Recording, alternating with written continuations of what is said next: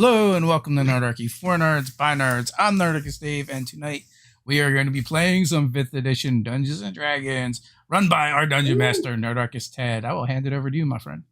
Hello and welcome to Nerdarchy, everybody. Hope you're having a fine and wonderful day. Tonight we are going to play some Dungeons and Delving.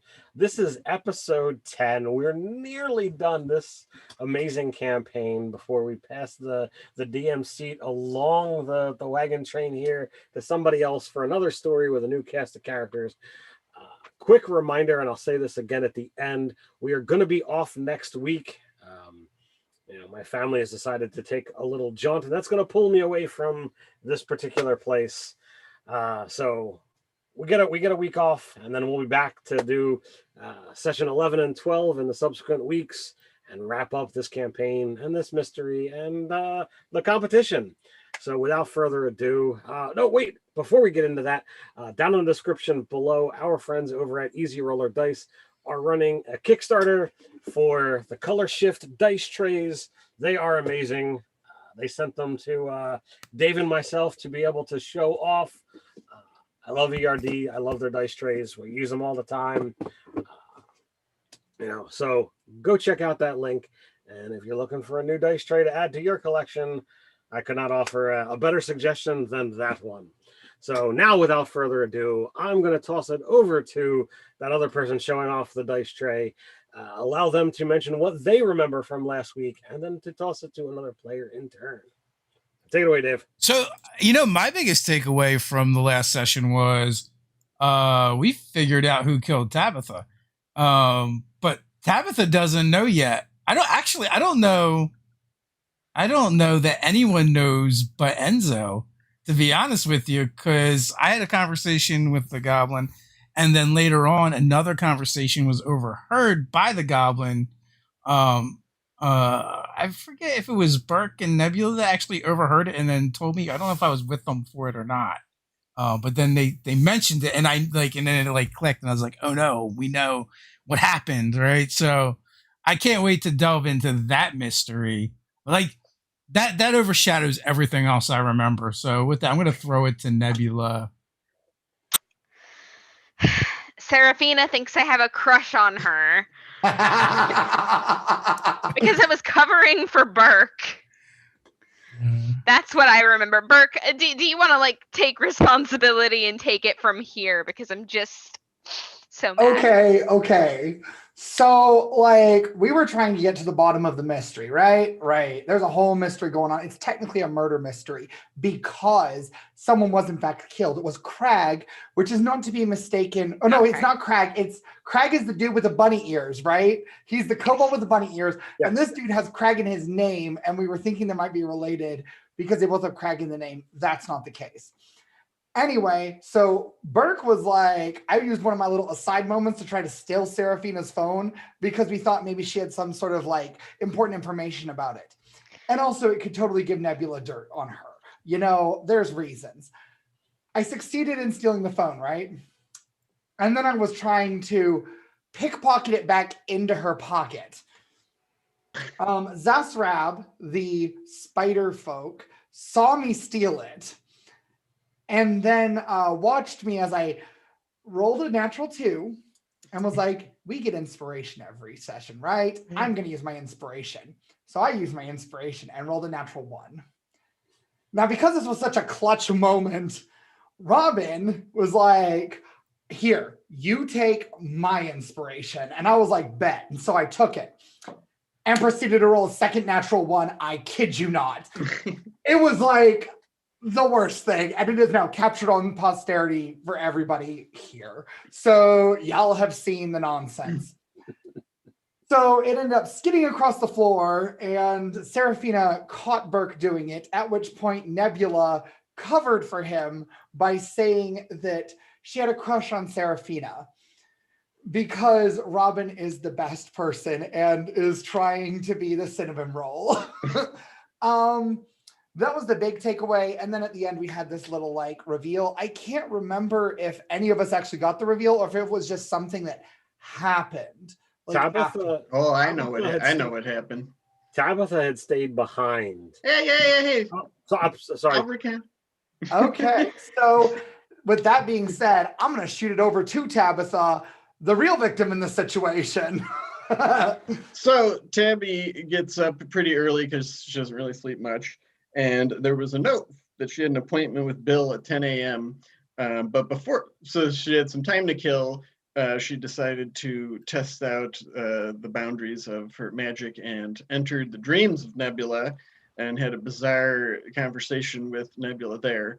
I believe Nebula rolled a bonobo roll to not realize, like, she just thought it was a weird dream that she had. And so that was her morning. And then she just was a blabbermouth with Bill and told him all about the mystery because she was only like tangentially paying attention to what was going on and just figured like, oh, well, if they want to solve it, she's there to compete and it's their game, so they can fix it. She delighted by referring to her teammates as her entourage, and also that they have pinball in the common room of the locker room. And let's see. She did take note of Crumb from the Black Razor's Revenge seemed to be really impacted by his teammate who died, even though he came back to life.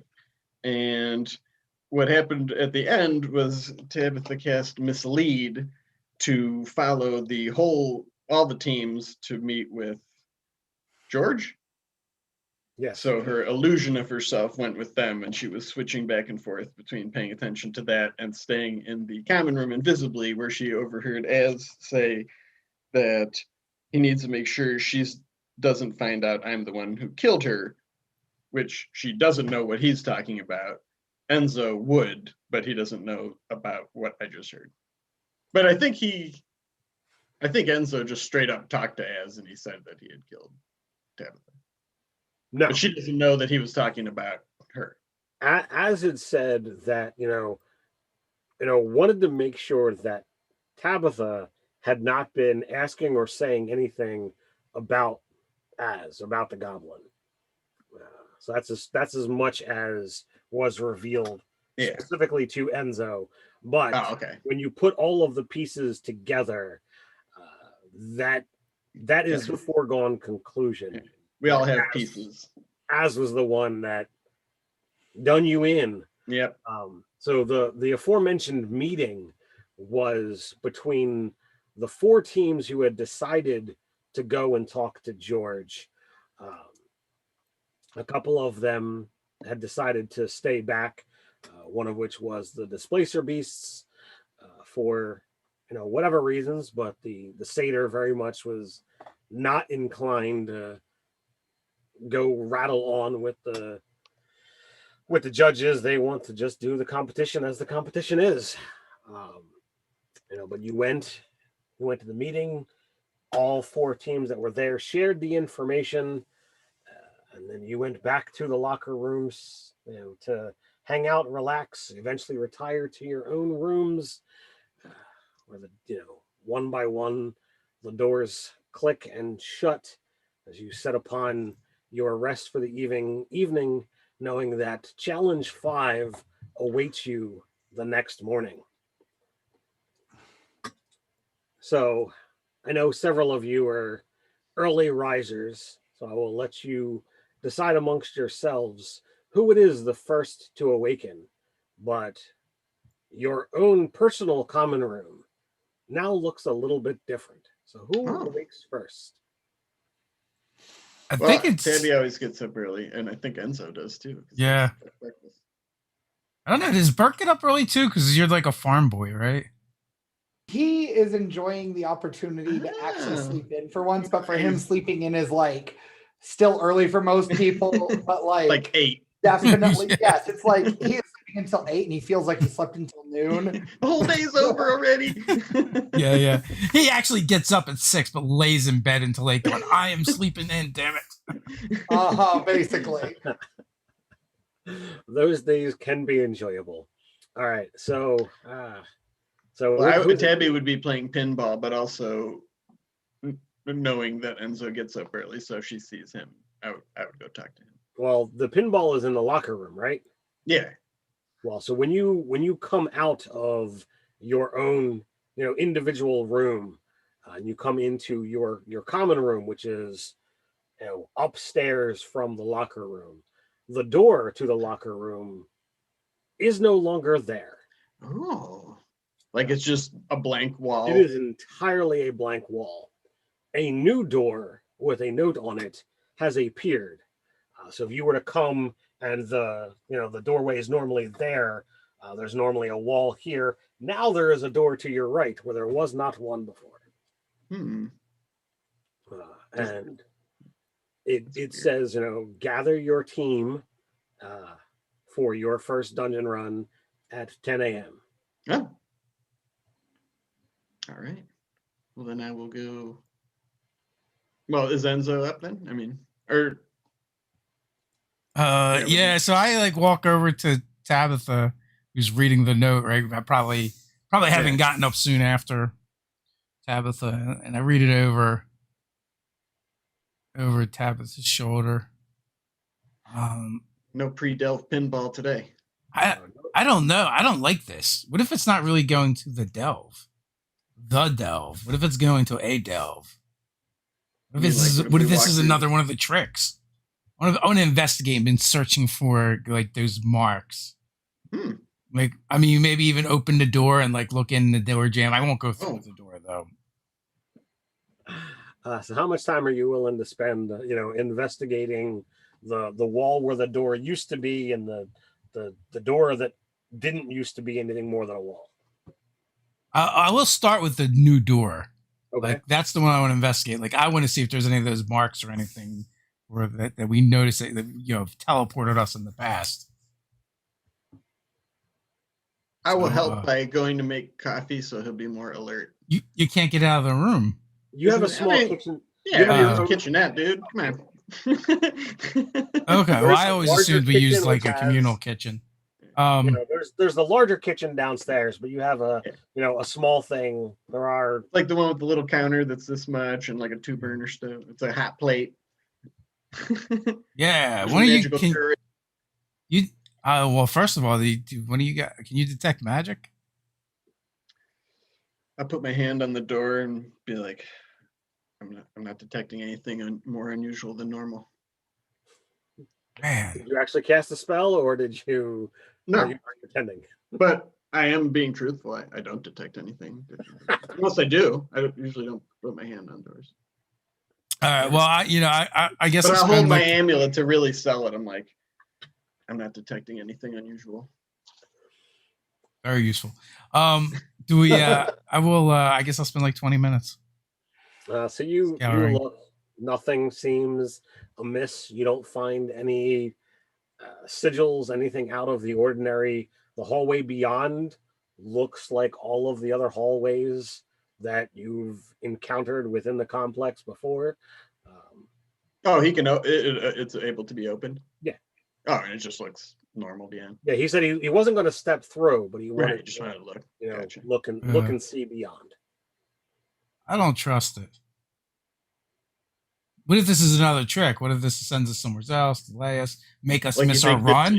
This is the next challenge? No, I don't think this is part of the game. I think this is part of the traps. I think this is the shenanigans. Oh, those traps. Burke! Nebula! I start yelling for them. Shenanigans! Are afoot. Somebody fucking with us, and I'm coming out of my room. Oh, alrighty. So what's this about? Shenanigan again or something? Look, the door's in the wrong place. There's a note. I think it's another trap. Nebula's already tried detecting magic, but she can't detect anything. There must be some really powerful magic here. I mean, there had to be magic. The freaking door moved from here to there. What? Why does it say your first dungeon run? We've already had our first. I didn't notice that. Maybe there's 2 in a row. Are they back to back? Has they ever done that before in this program? I'm going to go get hefty and get ready because I don't have time for this nonsense in my PJs. And I just turn around and go back. He's wearing this lumberjack onesie. I have Pride Silk PJs.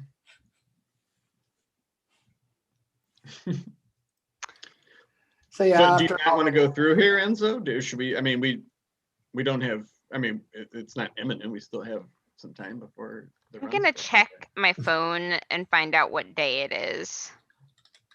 Oh my gosh! For what is it that you're trying to find out? If there's been Today's date. Tell us your calendar date that you made up, Ted. Yeah, I totally made up a calendar. What are you Like, well, no, I mean, I don't need to know. Nebula needs to know. Like, is it the day that it's supposed to be? Yes. Does not appear to be any timey-wimey nonsense going on. Okay. Well, I mean, you might have How a did point we there. not And so, hear I mean, this if it is going on? dangerous, yeah. What time well, the runs were all different, right? It all depends.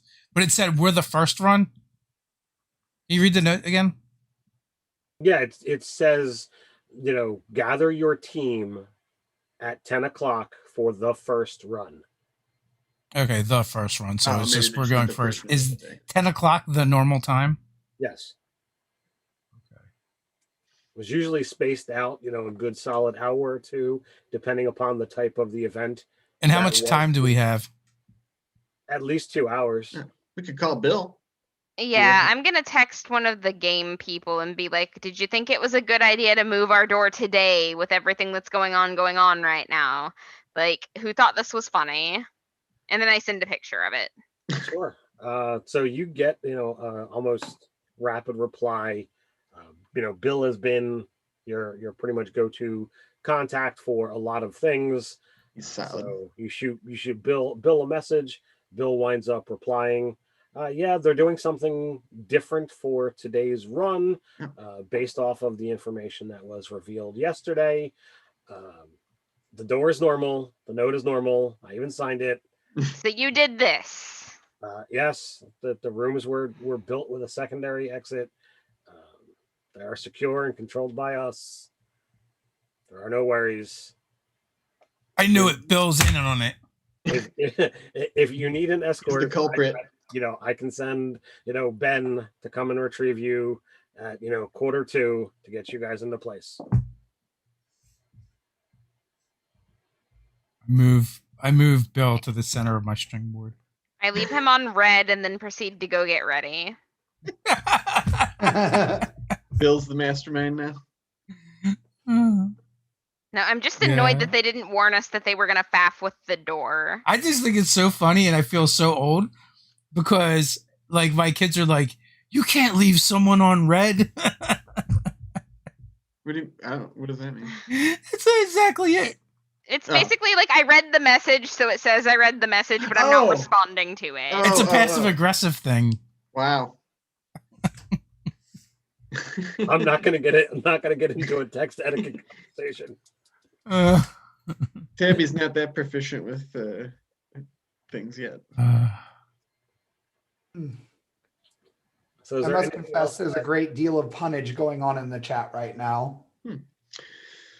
Well, barring any other things, I think I would just practice my swordplay katas and. I will do my usual. Skulls on my armor. I will make some treats for people. I'll eat one today. What have you got? Let's see. I think we're going to do a cinnamon custard mushroom pastry. Everything is mushroom because what else does dwarves have to work with? Like, it's like thing. Well, yeah, I think I did those last time. I also did candied. There's subterranean sea life, fish. Oh, that's true. Have you had one? That doesn't mean I have access to that stuff here. Also, I will casually say as Enzo is giving those, be like, so I think one of our competitors was a murderer. What? Yeah, that little nasty goblin on the. Hold on, I pulled it up and I forgot. And the Displacer Beasts. Oh, well, what makes you say that? Well, while we were all meeting with George, I overheard him in the locker room telling, I forget who the dwarf on his team, who is Thastorn Barrel Mace, that he needed to make sure that somebody didn't find out that he had killed them. Oh. Tabitha, Yeah, has anybody else here been killed? that halfling. Well, didn't he leave? Yeah. Was a It was a kobold. kobold. Oh, it was? Kobold by the name of Man, Skink. I'm sorry. Who isn't there a halfling on one of the teams? But that guy's name was Skek, right? Skick. Skek. Yeah. Skick Crag Branch. Ah, okay. I had a conversation with Az the other day, and he wanted to make sure it stayed between me and him.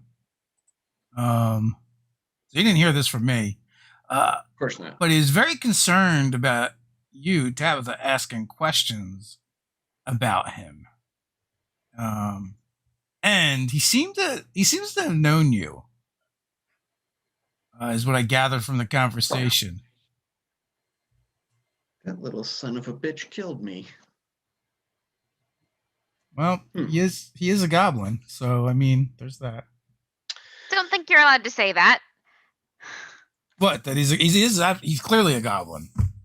That's not what I meant.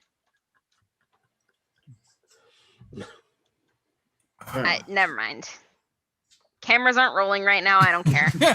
Aren't they? Maybe they're not rolling. Maybe they are. I don't know.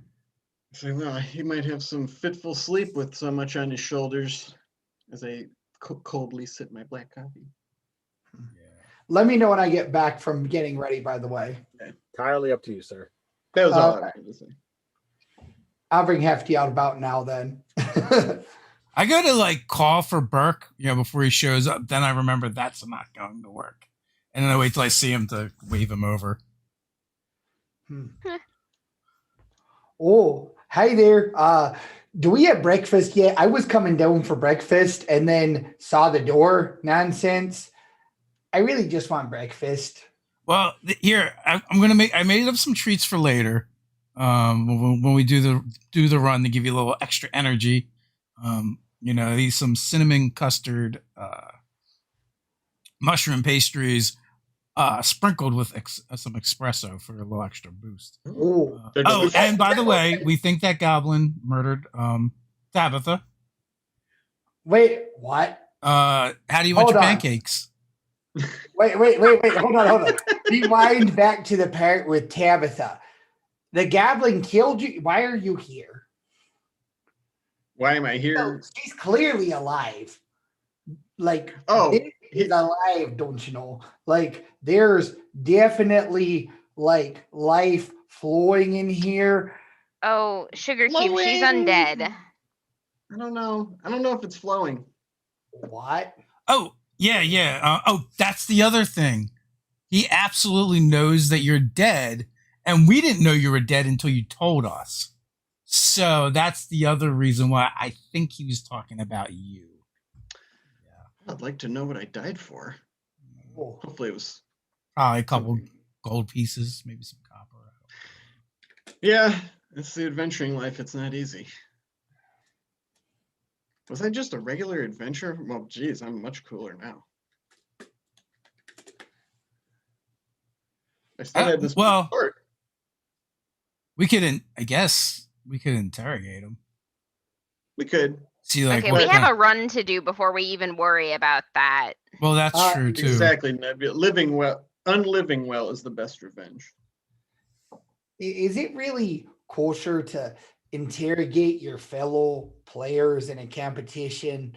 Like, that doesn't seem very sportsmanlike to me. Well, neither is murder, so I'll just show them my mean face. Once they've murdered you, I think everything kind of goes out the window. I mean, fair, I guess.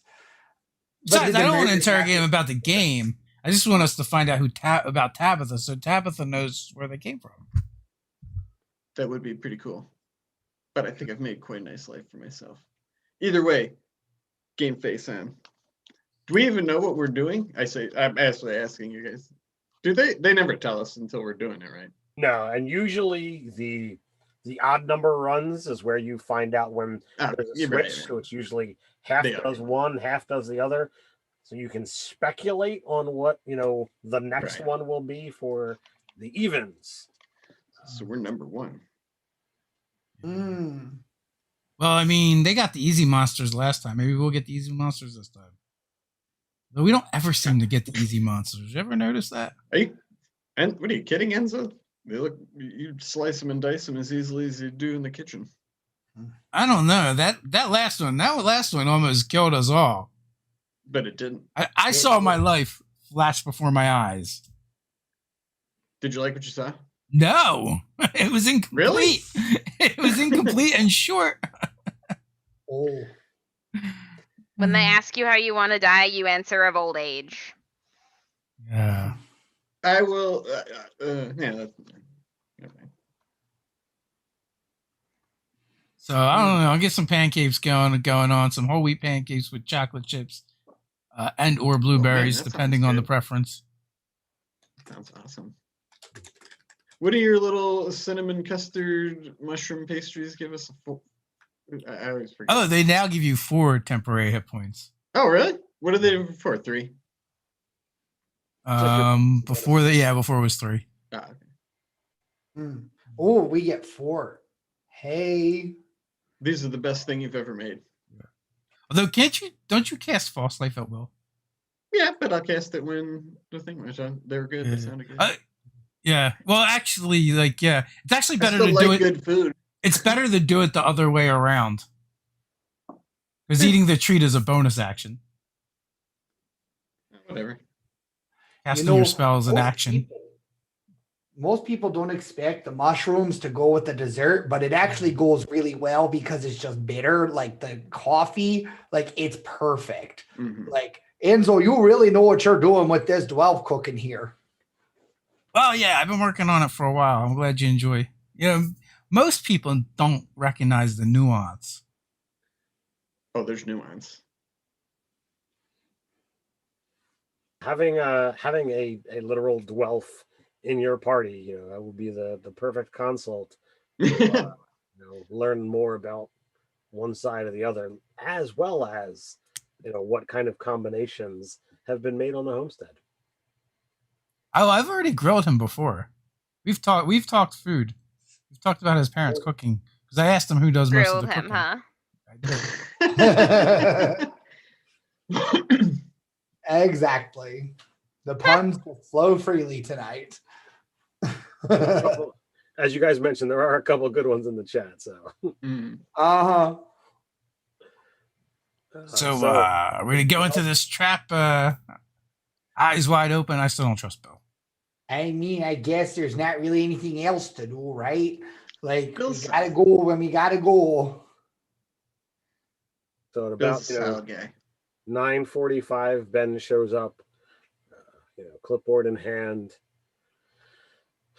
So, you guys ready to get into position for your run? Got all your gear set and switched and armor tightened and tied?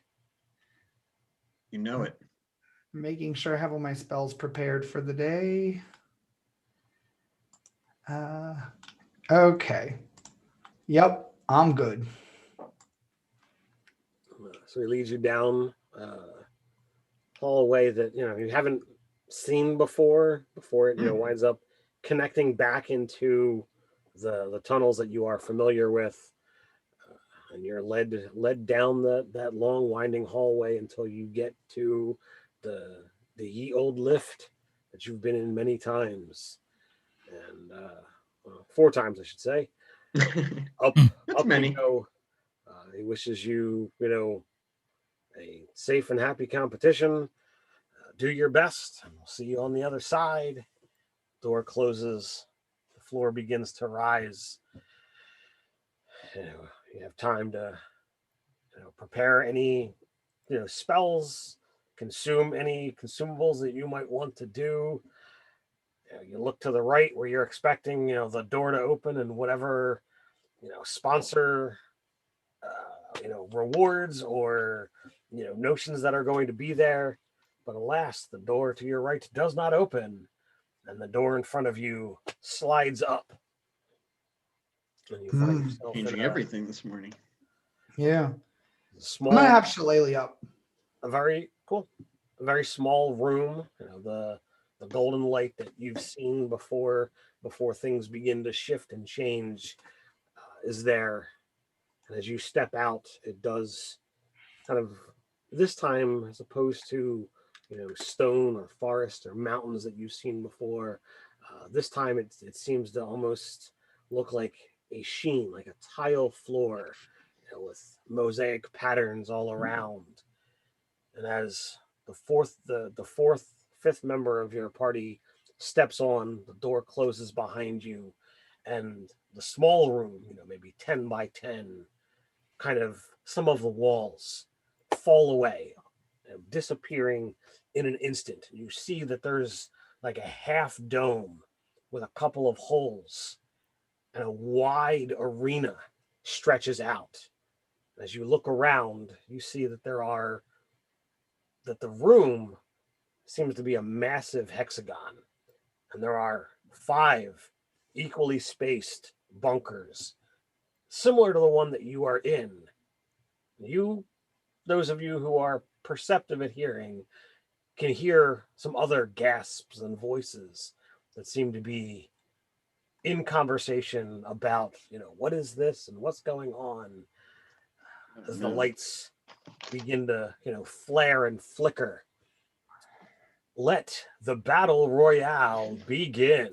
I knew it. Oh, Oh knew it. yeah. man. I knew it. I suspected this was going to happen. I'm so glad I prepared what I did. Oh boy. I literally just swapped out jump for searing smite. It's Searing Smite? Yeah, I get searing smite. Wow. So we're going to do things a little bit different, All right. given the number of combatants that are going on here. We're going to do group initiative. Oh. And to save time, I have pre-rolled some things so that I am not going to go through, and I am not going to take 20 turns. I am going to narrate what individual groups are doing. I feel that is best for time and story, and far less annoying on me of just rolling dice, and far less annoying for you guys to sit and watch me play games with myself. Sounds solid. I'm so excited for this. I'm so excited. Whoever amongst you feels you've got the best initiative modifier, you can go ahead and roll for your team. Got a 1. I have a +2. It's one of the It twos. definitely isn't me. Take it away, Robin. Robin, you also Okay. get half your proficiency modifier as a bard. that's absolutely fair. Oh, yeah, you're right. It does. It says +4. I just wasn't looking in the right place. 18. All right. Ooh. So the Chimera is at initiative 18. So without further ado, as I said, the lights flare and go, and it's totally spectrum. There are, all of the booming, zooming lights. There is literally a light show going on, causing distractions. There are the floor seems to be moving, in chunks, as if like sections rise and fall to make things a little bit more challenging, because there's a good 30 feet between where you are and where the next bunker happens to be. There is 30 feet across, gets you to the middle. So if you wanted to get all the way to the other side, to the other bunker, you're talking about a good solid 60 feet. But all told, it's 80 foot from wall to wall. And there's, other than bunkers, there's not really a whole lot to hide behind here. It's just a big, wide open area. It is a big, wide open area, other than, like I said, those particular bunkers. So So Ted, the half dome shape is like curved out, like we're behind. It's like a shield, but that we were could be behind, and the holes Yes. are out. Into Yeah, so you can basically get 3/4 cover, because it's not Oh, like it's not a it's like a full dome. There are holes Yeah, in it. yeah. So you could, if you had a crossbow, you could kind of like crouch Okay. and fire across the way. But they're going to have similar if you're shooting at someone Right. in a bunker. Gotcha. Question, Dave? Enzo? Yes. I'm a battle master Mhm. with Know Your Enemy. And if I spend at least 1 minute observing or interacting with another creature outside of combat, I learn information. At this Okay. point, I've spent hours with these people. Mhm. Who has the highest class level? You are all about even. I would say, given where you guys are, half the competition would be lower level than you guys. Okay. So who is on the higher end? So the flumps definitely register on the higher end. Serafina is equal to you guys. Az is equal to you guys. Rob is equal to you guys. The entire gibbering mouthing team is lower. The entire Black Razor's Revenge is lower. And level wise, where are you? Wow, good use of Know Your Enemy too. That's pretty cool. Yeah, I think of all of the 5th edition things, that is the ability that I would remove from the game. It's a non-combat ability. Like you don't use it in combat, so it's not a lot of times. Right. But for the style of game that I tend to run, Yeah, it can specifically ask for information that Yeah. I don't presently have. yeah. So I find that incredibly frustrating. As My ability is not the problem of your failure of DMing. No, who's got the lowest armor class? Wow. Give us the rundown, Ted. So probably Air, the Elven Wizard on the Gibbering Mouthers. Okay, well, he can probably cast Shield. What is his armor class? 10. 10.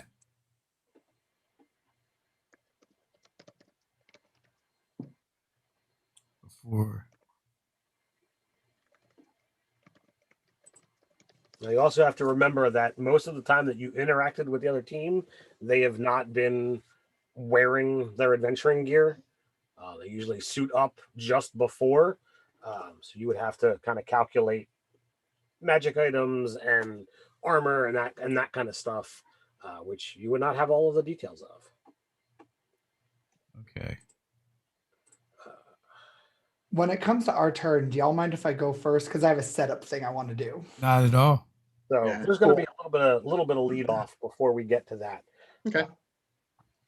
So I'm going to do one quick positioning thing. If you guys want to talk strategy a moment here. So Oh yeah, but okay, that's not a bad idea. What do you guys think? I'm Plan gonna on set up stabbing people a lot. I'm gonna set up aid first thing. So I'm gonna just blow a 3rd level spell slot and cast aid on you guys when it comes time. I think I'm gonna start off. You're gonna be out why there. why wouldn't you have done that beforehand? The last 8 hours. Because I didn't know it was going to be a battle royale, and so I was specifically saving it for in case, like in a pinch if we needed it. You know what I mean? Like if we had another banshee situation or whatever. And so, are you planning on going out there?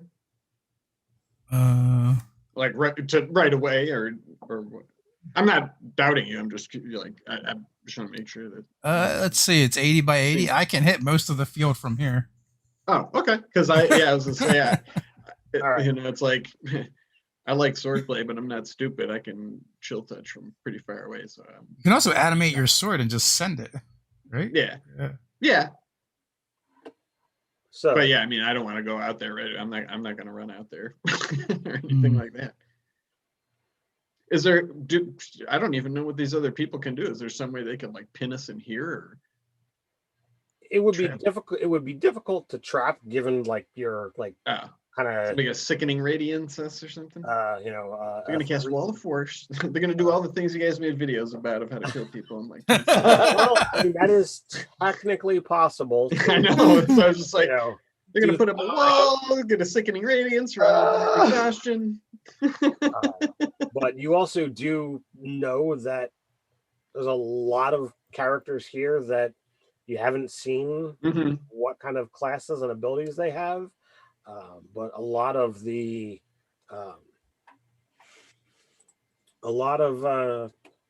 practitioners don't seem to have shown you any kind of signs of magic. So it's Except definitely there's that one team. They're all magic, right? Yeah. Who we haven't actually interacted with, or which we haven't. The gibbering mouthers are all entirely spellcasting. Oh yeah, yes, they're the ones. But that must not have served them too well in Dungeons and Delving, since they are tied for last. Well, they don't use that kind of magic. They have been, they've kind of come from the library, so it is definitely an interesting thing. So as we start off and the lights flare from the bunker kind of streaming to your left, a series of individuals come moving in your direction. The Genasi, the Tabaxi, the dwarf, and the half-elf begin moving together and seem to be moving well. The half-elf kind of holds up an emblem in their hand, and all of you feel an energy wash over all of you. I need all of you to make a charisma saving throw. Oh man. Okay. That's going to be a straight die. Same. Ooh, wow. 22. Okay. 8. Well, I rolled a 3, so I'm going to use Indomitable. Okay. Nice. And then I'll And decide. you're pulling out all the spider tricks, then that's cool. Oh, well, that's in the right direction. Now I'm going to use my inspiration. And no. That's a 10. All right. What did you have, Robin? Nebula? 17. 17. All right. So Enzo and Burke, as you feel this energy kind of come over you, you have been baned. Oh, I knew it. Attack rolls and saving throws subtracted D4. Oh, dang it. Oof. Let's see.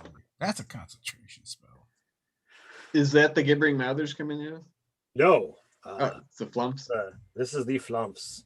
Just and they're like coming out as a unit. They appear to be coming at you as a unit. Okay. Racken Axebelly, comes in with a short sword. Yeah. Watch that guy. He's shady. He's a shady fighter. Which we learned somewhere. Yeah, you did indeed. So this is coming at you, Tabitha. Oh, okay. That is going to be an 18 to hit. What does 3/4 cover do? Or is that applying now or no? No, he's coming around the side. Oh, yeah, that definitely hits. Please.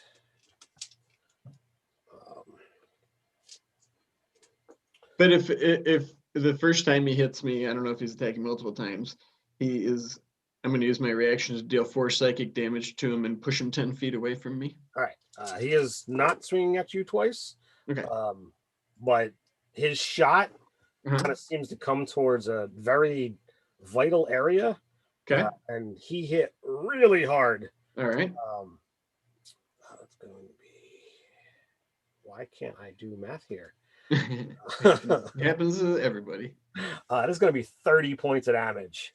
Whew. Okay, so that was the pastry is gone, and then 26. Okay. Ouch. Got it.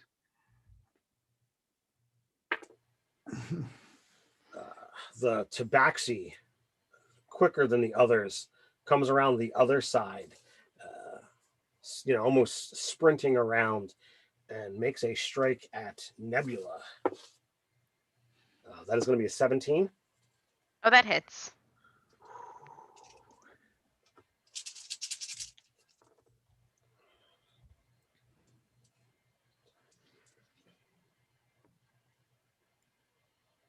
That's going to be 17 points of damage.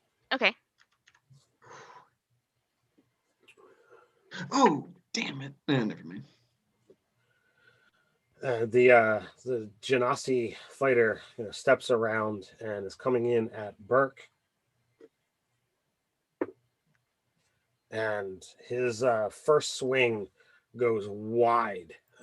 Burke, you just completely duck under the swing. Oh dear. Comes in with a second strike for a 25 to hit. That hits.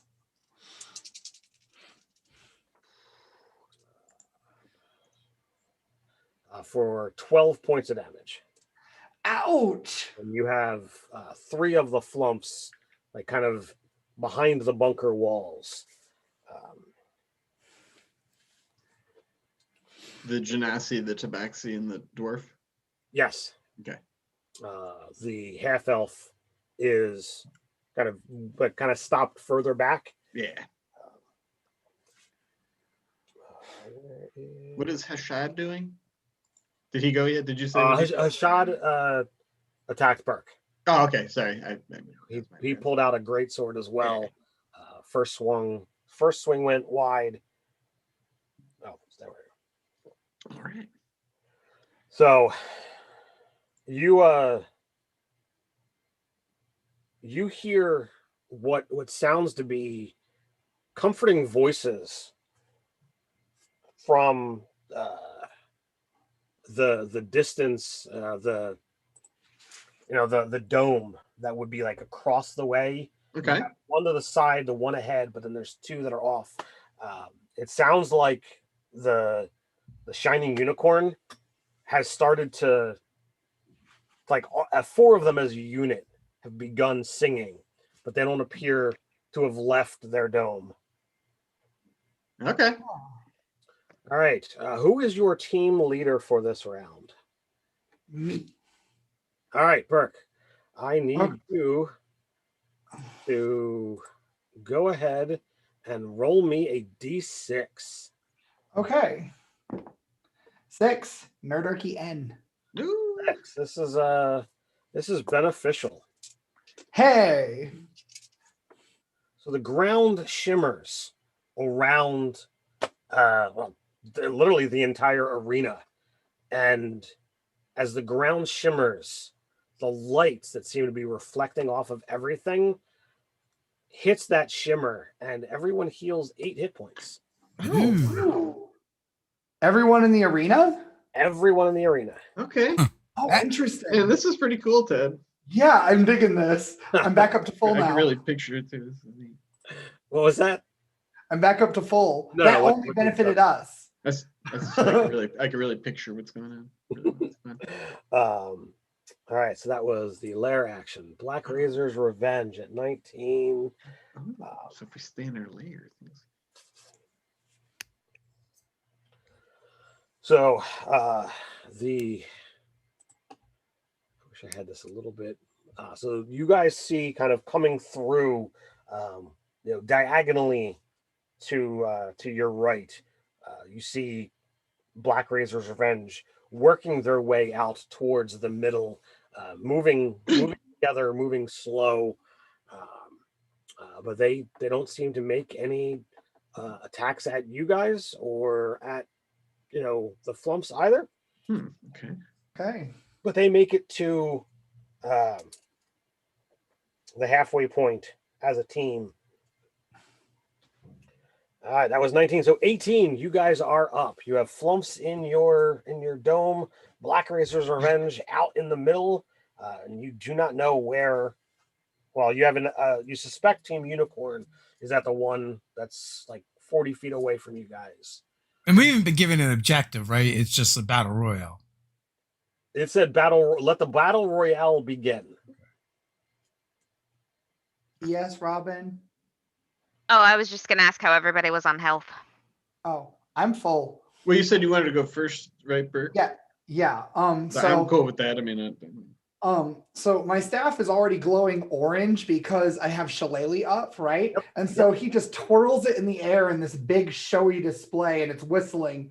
And the whistle sort of turns into this wind as it whips up, and begins blowing out at you guys. And these like glowing red, orange, and yellow autumn leaves swirl around all of you. And you get aid for 15 additional max hit points per person. Wow. Ooh.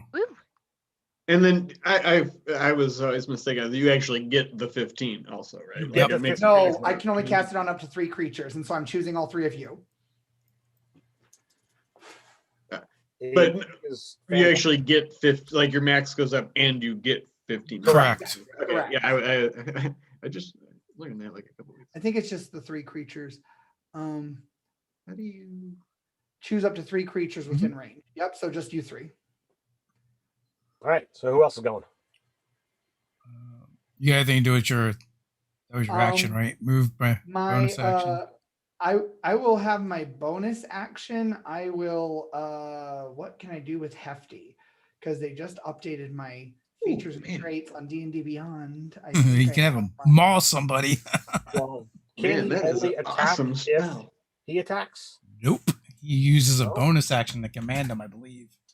I believe that's how it works. I'm double checking Awesome. Prime Companion. Oh, I see. I have to choose one. How do I choose? Sorry, they just updated it so that now I have this feature on D&D Beyond, and so I didn't realize I have to go in to edit my character to choose my companion super All right. Well, quick. while you're doing that, anybody else want to? Yeah, you guys do that while I'm doing that. I'm sorry. Sure. No All worry. right. So how is everyone on health? I'm good. Okay. In that case, I am going to make a quip like Enzo, I'm pretty sure they can't take the heat, get them out of the kitchen, and give you a bardic inspiration. And then I'm thank going to cast sleep. Okay. And I'm going to cast it at 4th level. So that's So, just so you're aware, you did not see any injuries or damage on Only Any- Tabitha's injured. of the flumps. Hey. okay. Okay, so I should probably hold off on that in that case. I'm gonna hold action Okay. and I'll cast sleep after somebody does some damage. Okay. All right, I'm going to unload on the cleric or half elf. That was my Okay. You're waving your hands. You're gonna go down first. You want to roll? You want me to roll the die for, or you want to roll it, Who? Ted, for the Bane? No, you roll it. All right. That's a 27. Before I roll the die for it. Well, all right. Well, then I wouldn't bother with rolling. Okay, so now it is a 26, and I'm going to spend a die. So he's going to take 9.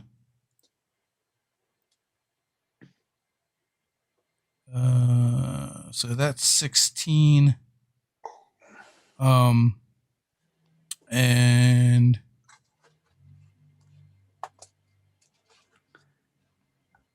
And I will hit him with a distracting strike, so the next attack on him will have advantage. Do I still feel that queasy feeling? What is your total damage? 16. 16. You do. You still feel queasy. All right. My next attack is going to be a 30 before the D4. And I'm going to hit him with another distracting attack because, why not? That is going to be 11 points of damage. 11 points of damage. And you feel the thing fade. Okay, and I will bonus action attack him. He's still standing, but Yeah. All right, bonus action, quick toss, and that's gonna be a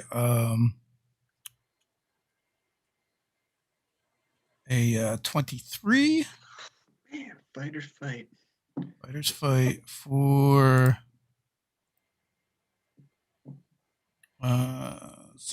26 points of damage. And I am done. Someone has been attacked, Nebula. That would be 62.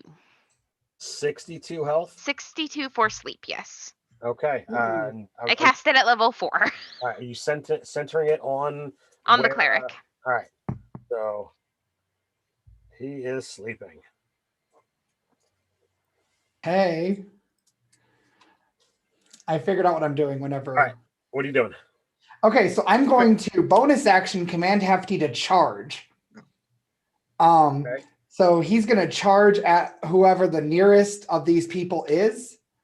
Well, the other 3 are right all in your face. Yeah, they're all like they. Well, they he'll all circle around then, so he can move 20 feet and charge. And so you're going to jump on the Tabaxi or the Genasi.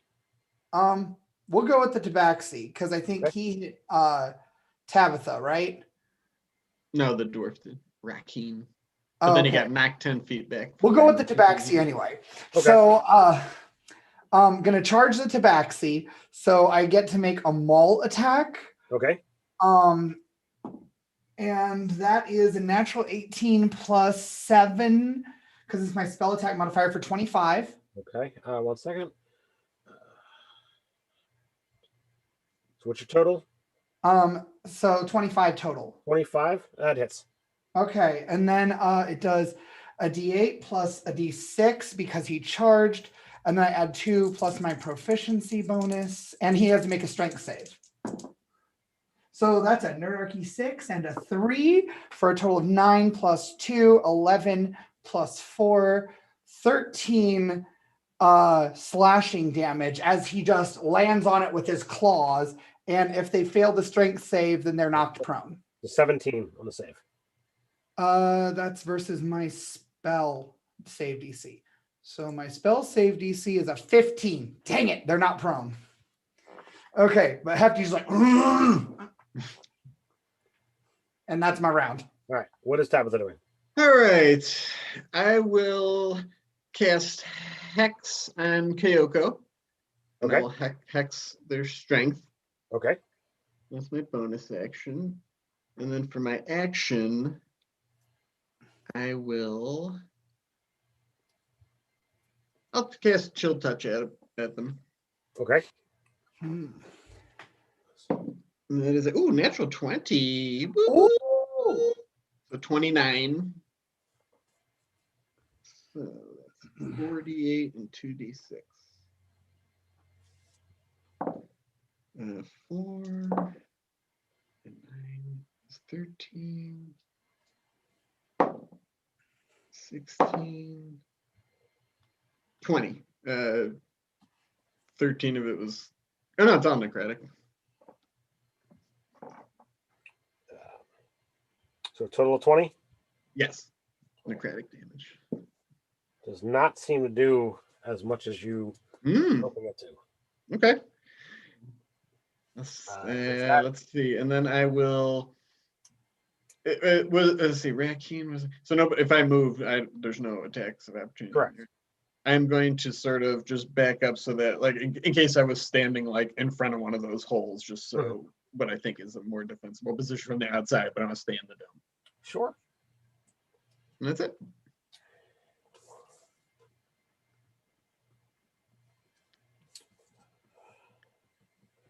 So the displacer beasts, you wind up seeing were at the far end, past where the flumps were.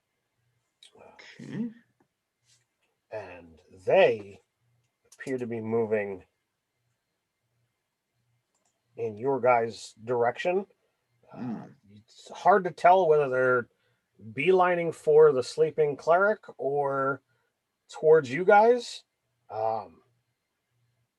But they're moving in that general direction. All right. And as the gibbering mouthers are so used to doing, they are bringing up the tail. Who was in the middle of the thing again? The Black Razor's Revenge had moved into the middle. That's right. You know, it looked like they were heading towards where the displacer beasts were. Okay. It's really hard to Oh, yeah, no, I get it. Yeah, they were going from and then they moved out. Right, So the gibbering mouthers also move out, and they begin to unload a series of spells. You see some fireballs and some line effects head into the displacer beasts from behind. So things did not go so well for displacer beasts this particular round. Now half of the teams are completely outside of cover as Chimera and Flumps hide behind the one alcove. And unicorns are in their thing singing, right? Remains clustered behind their own, and they are singing away. It's probably pretty good. I mean, they got a lot of holy divine power going on there. So that brings us back to the top of the order, where was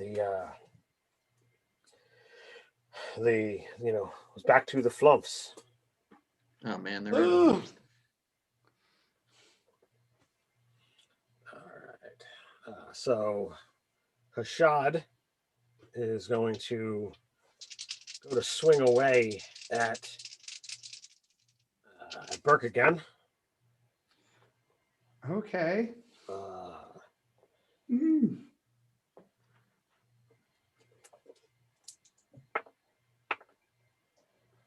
right, so that is going to be an 18 and a 19. Those both hit. Uh-oh. Uh-oh.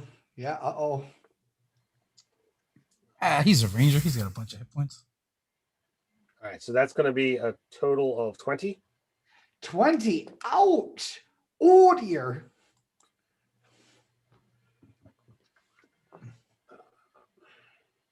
So Racken was pushed back. Yeah, just 10 feet. Yeah, so he's going to... Wow, they must really see us as a threat because they're the number one team. They came right for us. Right? You guys are the number two, so... Yeah. Yeah, that's cool. But we got to make a show of this. Yeah, now. right. That's what I was just saying. So, we got to really... So, Racken comes up, and you were not expecting, as his short sword swings out, you easily deflect it to the side, but AC 19, you realize it was a feint, and a blade appears from his boot. And nice, man. He comes in and stabs you in the ankle. I need you to make a Constitution saving throw. Oh, I look no. down and I'm like, nice. Constitution saving throw? Yes. No. This is to Burke. Oh. Okay. That's a 13 plus 2, 15? It's not going to do it. 15 saving throw? 15 is not going to do it. He is a dirty fighter, man. So he comes in with the boot blade for... I should have subtracted D4 from that too. No. Bane is over. Actually, a 13. Bane is over. Oh, okay. The one who was concentrating on it failed their save after Enzo shot him with darts, and then is asleep, so you can't really. Oh, gotcha. Okay. I don't want to cheat. Yeah, absolutely. So that is 24 points of piercing damage. Ouch. Oof, Then, I am bloodied. Wow, this is going to hurt. Back, man. And then 31 points of poison. I have 1 point of health left. Wow, man. Oh, Burke just gets hit and he's like, oh, and he's barely staying conscious as he's swaying back and forth. That was pretty cool though. Very descriptive. Kyoko, who's it going to be? Kyoko pushes on Enzo. Okay. It's going to be an 18. That's going to miss. and it's gonna miss. Mm. All right. Is that the tabaxi? That was the tabaxi, yes, sir. Hey, kitty. Get my squirt bottle out. Hey, those are handy in the kitchen. So Put Team saute Unicorn, pans. almost a la marching style, comes out in a bit of fanfare, and the direction that they march, they can see how things are going. And Burke not looking so well, you wind up seeing Serafina like marching out in front, totally singing and dancing as if there's not a care in the world. She's in a music video right now. She comes out by herself? No. She's marching out in front of the other three. She's a Like glamour they're bard. they're like literally shit. marching. And Burke, Being mesmerized. you heal for 9 points. Ooh, Serafina healed me. Okay. We have an ally. Oh. All right, I guess we have an alliance. Let's do this. All right, reality show alliance. Let's go. I'm all about this life. Whoop, whoop. All right. Burke rolled last round. Who wants to drop a d6 for me? I'll do it. All right. Hey. The one whose Yeah. rival is now helping us. 4. 4. 1, 2, 3, 4. The lights shift and change, and as opposed to a wide spectrum of colors, they all shift to that electric blue, and the entire ground just begins to sizzle as lightning dances across the entire platform. I need everyone to make a Constitution saving throw. Okay. Oh, man. Oh, now I want to roll well. Ooh, that's real good. Constitution said? Yep. 21. 24. Dirty 20. What was that, Burke? What did you get, Burke? 19. 19. All right. So you all passed. Oh. So you're going to take half. That is going to be 14. So you take 7 lightning. Okay. Oh, ow, I'm still up, guys. You see a number of individuals, competitors, not expect this, and they definitely seem as if they're not reacting as fast as they should be. Okay. Had you failed, you would not be capable of taking reactions this round. Ooh, nice. She was like a shaggy race. That's cool.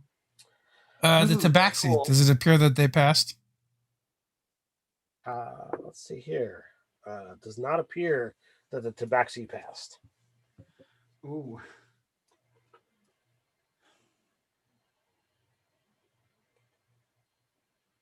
What do you got cooking up there, Enzo? I just want to see if I can move away. Yeah.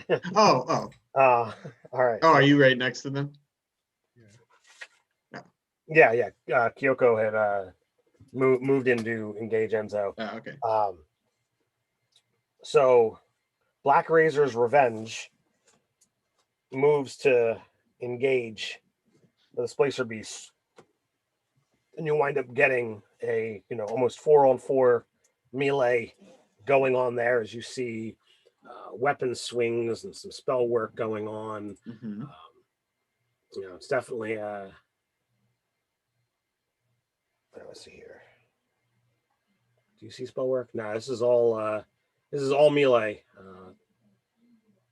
You got Crumb, who even though he's big and strong, his swings do not seem as on point as you expected them to. The half orc Bress Lirga, she definitely seems to be leading and directing the group, but Jorgen, or Chef Bob, he looks like he's looking more in the direction of you guys, as if the Displacer Beasts are merely just in the middle of where he wants to be. Oh. He wants to come And after across. that is you guys, the Chimera. All right. I'm going to take the lead. I'm going to move away from Bad Kitty here. Sure. And I'm going to attack the dwarf is the one that did all the damage to Burke, right? Yep. All right. I'm going to call out, this is the guy we need to kill, and start launching darts in his direction. Does a 13 hit? 13 does not hit. All right, I didn't think so. That wasn't even a 13. How about a 24? 24 hits. What if You, he's you know, there's nothing really magical about this guy, but it appears, right before it hits that, like, your dart slows down a little bit. Okay. Hmm. I'm gonna hit him with a distracting strike. Interesting. And he's going to take 24 points. Okay. And then I'm gonna quick toss at him.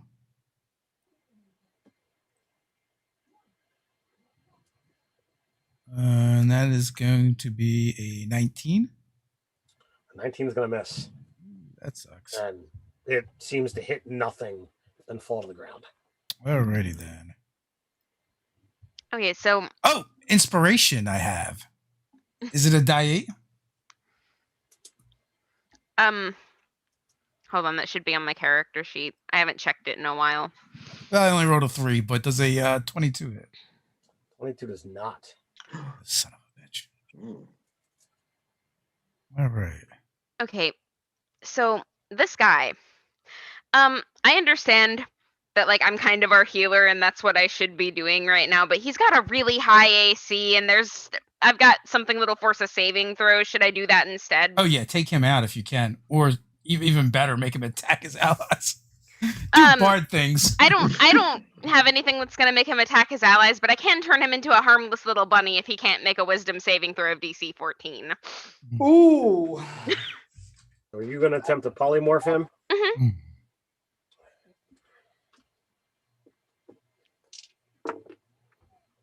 Wow, that's going to be a 19 on the die. Rats.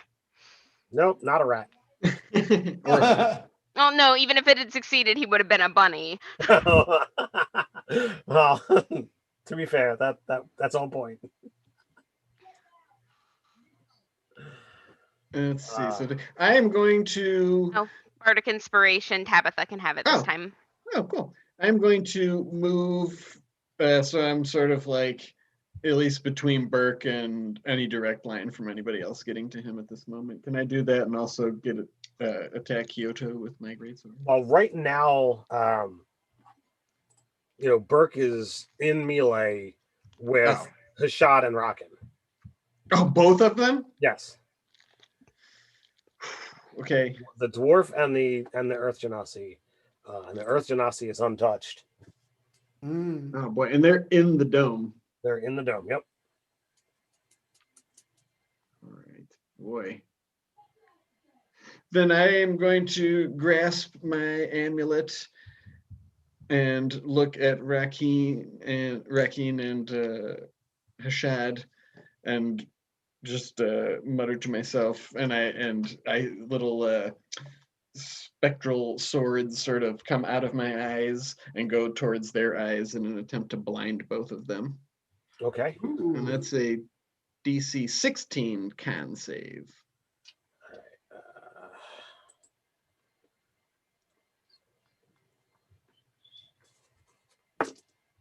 That's a 19 for Hashad. All right.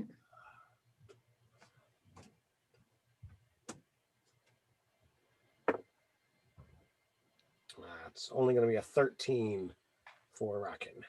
Okay, so he's blinded. And then where is Kyoto in relation to the rest of us? Kyoto is, close by, within 10 feet of the other two.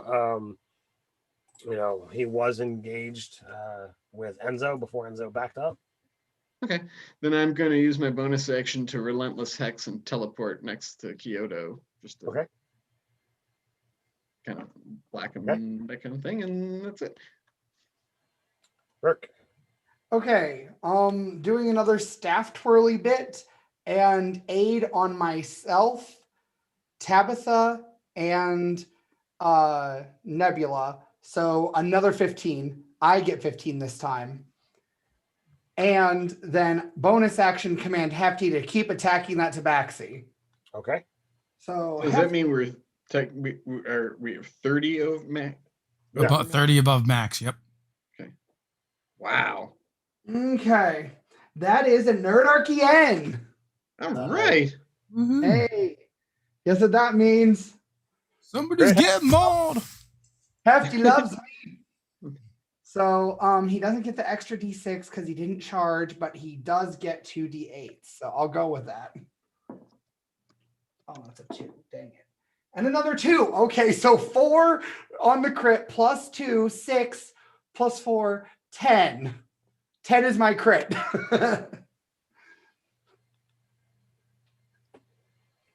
It's cool. I got my health, so I'm now at 18. I'm not like in danger of dying immediately. Death's door. Cool with this. I'm having a hard time picturing. So is there a way for me to maneuver to a like safer place where I'm not in melee with 2 different people? You could attempt to circle Hashad, and Okay. you don't know. You've got somebody who's blind that you're fighting with. So he might be able to get an attack of opportunity at disadvantage. Did they both look shocked from the shocky thing? I mean, unless he's got some way of attacking him, like you have to see someone to take an attack of opportunity. So unless he's got some other way of perceiving him, but you don't know if he does. So okay, I'm going to take my chances, hope that they got shocked, and move around to try to be safer. Because otherwise, I'm going to get hit anyway and be out of the fight anyway. Sure. All right. So you move away from Rockin, and he does not swing in your direction. Okay, cool. Can I like try to maneuver to be like so Tabitha's between me and them? No, like just where you guys are positioned. Like she's further away. She's not engaged in melee with anybody. Okay. I don't want to use Nebula as a shield. Thing. Is Enzo sorry. No, that's okay. Right now it's fine. I have plenty of hit points and it's your fault. Okay. All right. I'll go between me and Nebula then. Sorry, I thought you said Nebula. You could get next to Tabitha, but not so that Tabitha would be between you and anybody. Sure. Then that way we can be back to back and flank each other. So Sure. that way we can keep each other. I'll go with that. Is that everybody? Yeah, I went. Yep. Oh, this is intense. I'm loving it. I'm loving this. Ah! Oh my gosh. Yeah, we're doing pretty good. I feel good. We are. I think we got the first drop. Level spell slots are gone. So You could be woken up though, but I think it's pretty the displacer beasts are not looking all of that great currently. You do see Capeth, the satyr, begin to weave some darkness around the team, and a handful of bolts of energy. Couple of the Black Razor's Revenge are knocked out of the darkness. But you see some webbing come flying in the direction of where you guys are.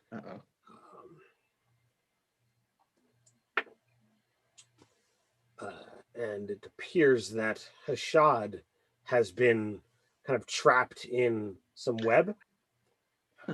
Ooh. From Sasria, perhaps?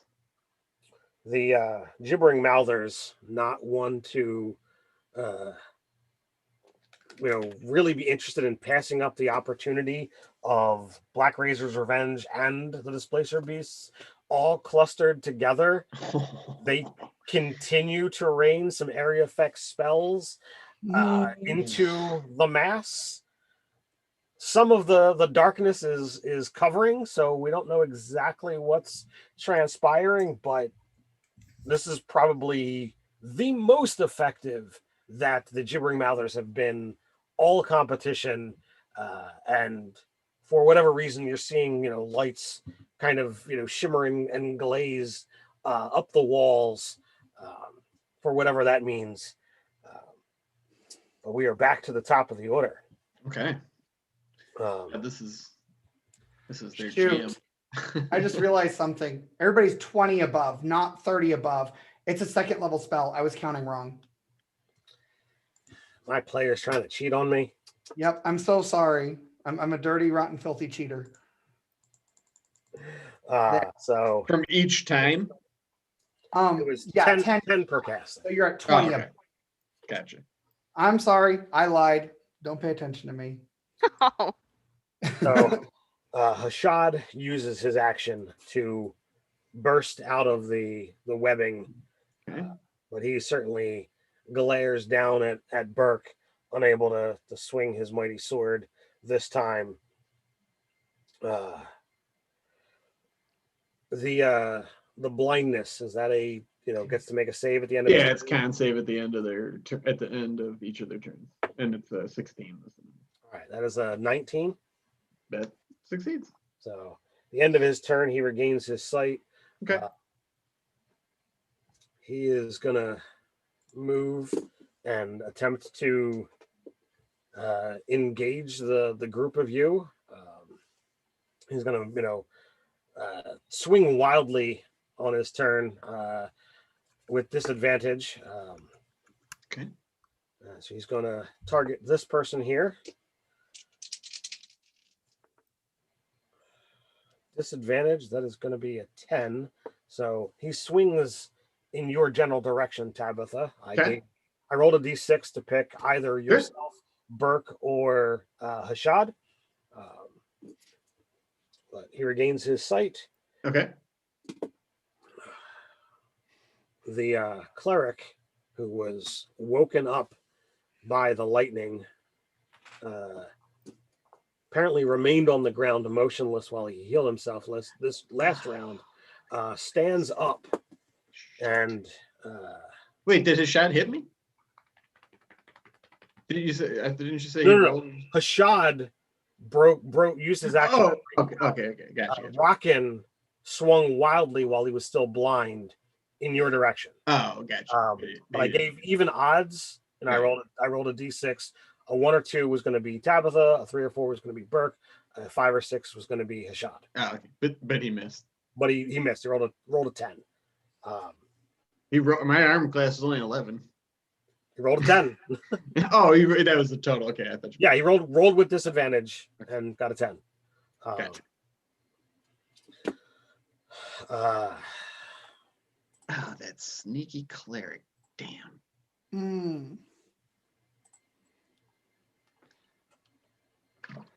He's a mean servant of the gods. So that is going to be as bolts of energy spring out. That is going to be a 23 to hit you, Tabitha. Yeah.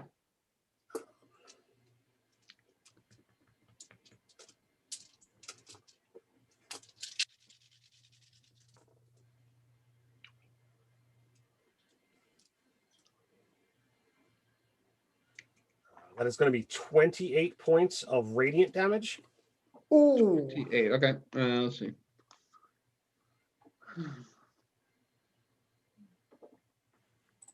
Got it.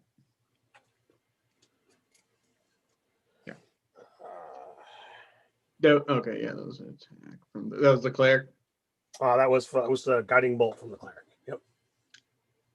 Gotcha. Ouch. Oh, I'm lit up. And you are Get this glow off me. you are indeed glowing. That was that guy. Kyoko. Kyoko is going to move in and totally whiff another attack. Not looking good there. Shining Unicorn continues to march.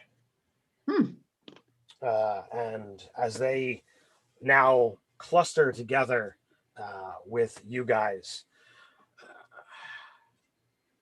Raziel winds up like kind of stepping into into the path of Bracken as he begins to kind of lay into the dwarf. Seraphina winds up, just continues to sing, and there's no weapons to be had, but she continues to sing and dance as if there's, again, not a care in the world. And everybody enthralled. No, in fact, Burke, Tabitha, and Enzo, you're each going to heal 10 hit points. Oh, Ooh, okay. And the Dragonborn,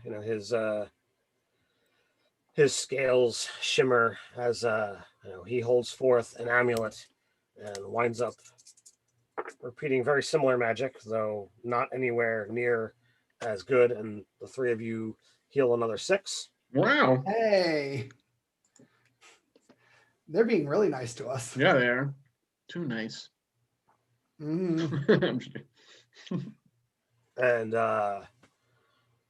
Annalith, the elf wearing his gold and platinum armor, draws forth his shining blade. I mean, it literally, emits light as he lays into the tabaxi, and you see energies flare up with the couple of strikes.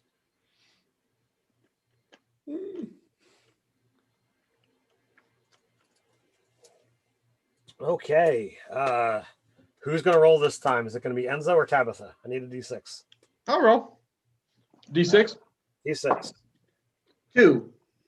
2.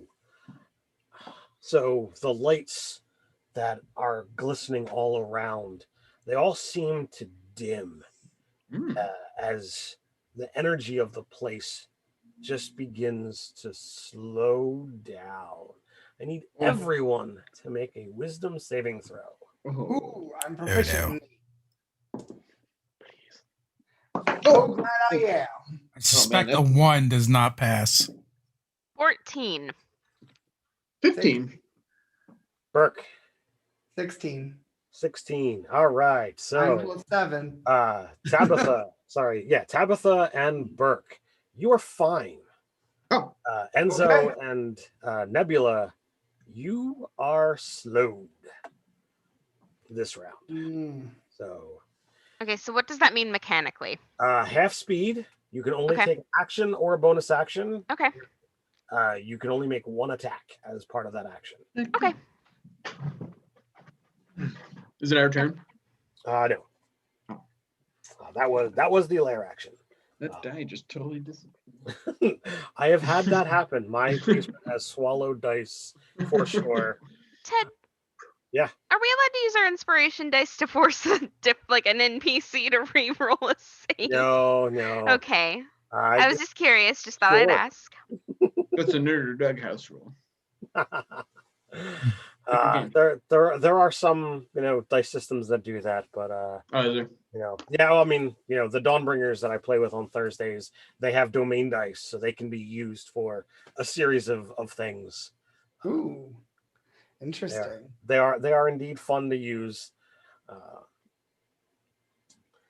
All right, so Black Razor's Revenge, definitely severely hurting from the fight with the Displacer Beasts and the area effect from the Gibbering Mouthers.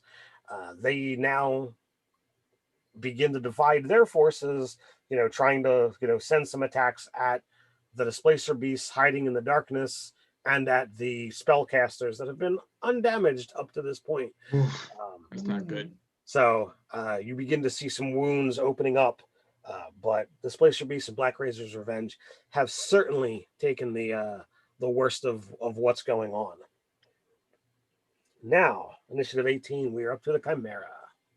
Brought my Hey. last Jolly Rancher and I couldn't find it.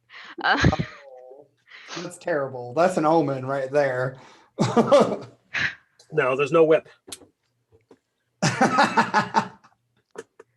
All right, so what are you guys doing? Well, it looks like the number one party is up in this dome, and I see Raziel, and I'm inspired, so I'm going to use my sword and try to just attack Kyoto, who I believe I was squaring off against. Sure. Right? I lost my skull die, so it's up to you, classic favorite. Boom! Crit! Hey, wow. And they're hex, too. Ooh. That's 29. Yeah. Let's see. Of necrotic damage, which whatever they get resistance. You're gonna max your hex die and your sword dice, Right. and then So, but they seemed resistant to the one. So the necrotic part of it is 4. okay. And the great sword part of it is 21. The tabaxi goes down. Hey. Now, can I mean, is it like, are we expected to like pull our punches? I mean, we're not killing them, or They go down, and Okay. as that happens, you do see those lights kind of dance up the wall, and Kyoko seems to have been removed from. Oh. Now look at it and say, power should make you say, Yeah. and just like straight around a little bit. And Are you calling for aid, or are you just giving a sponsor shout out? I'll just I'll just give a shout out Okay. just for the fans. And let's see, that was just my action, right? So I still have a movement and bonus action. Yes. Let's see. Do you have to use a bonus action to transfer? Yes, I will transfer my hex to Rakeen. Okay. Wait, who? Yeah, Rakeen. And I will hex his strength. Sure. And then I think I was back to back with Burke. Mm-hmm. And that's it, man. I'll just stay there with him. So at least we're, got a teammate nearby. Okay. That's it. Am I in melee with anybody? You are technically in melee with Rakeen. Okay, bet. Oh, and Hashad, because you were already in melee with him. Boy. It's Okay.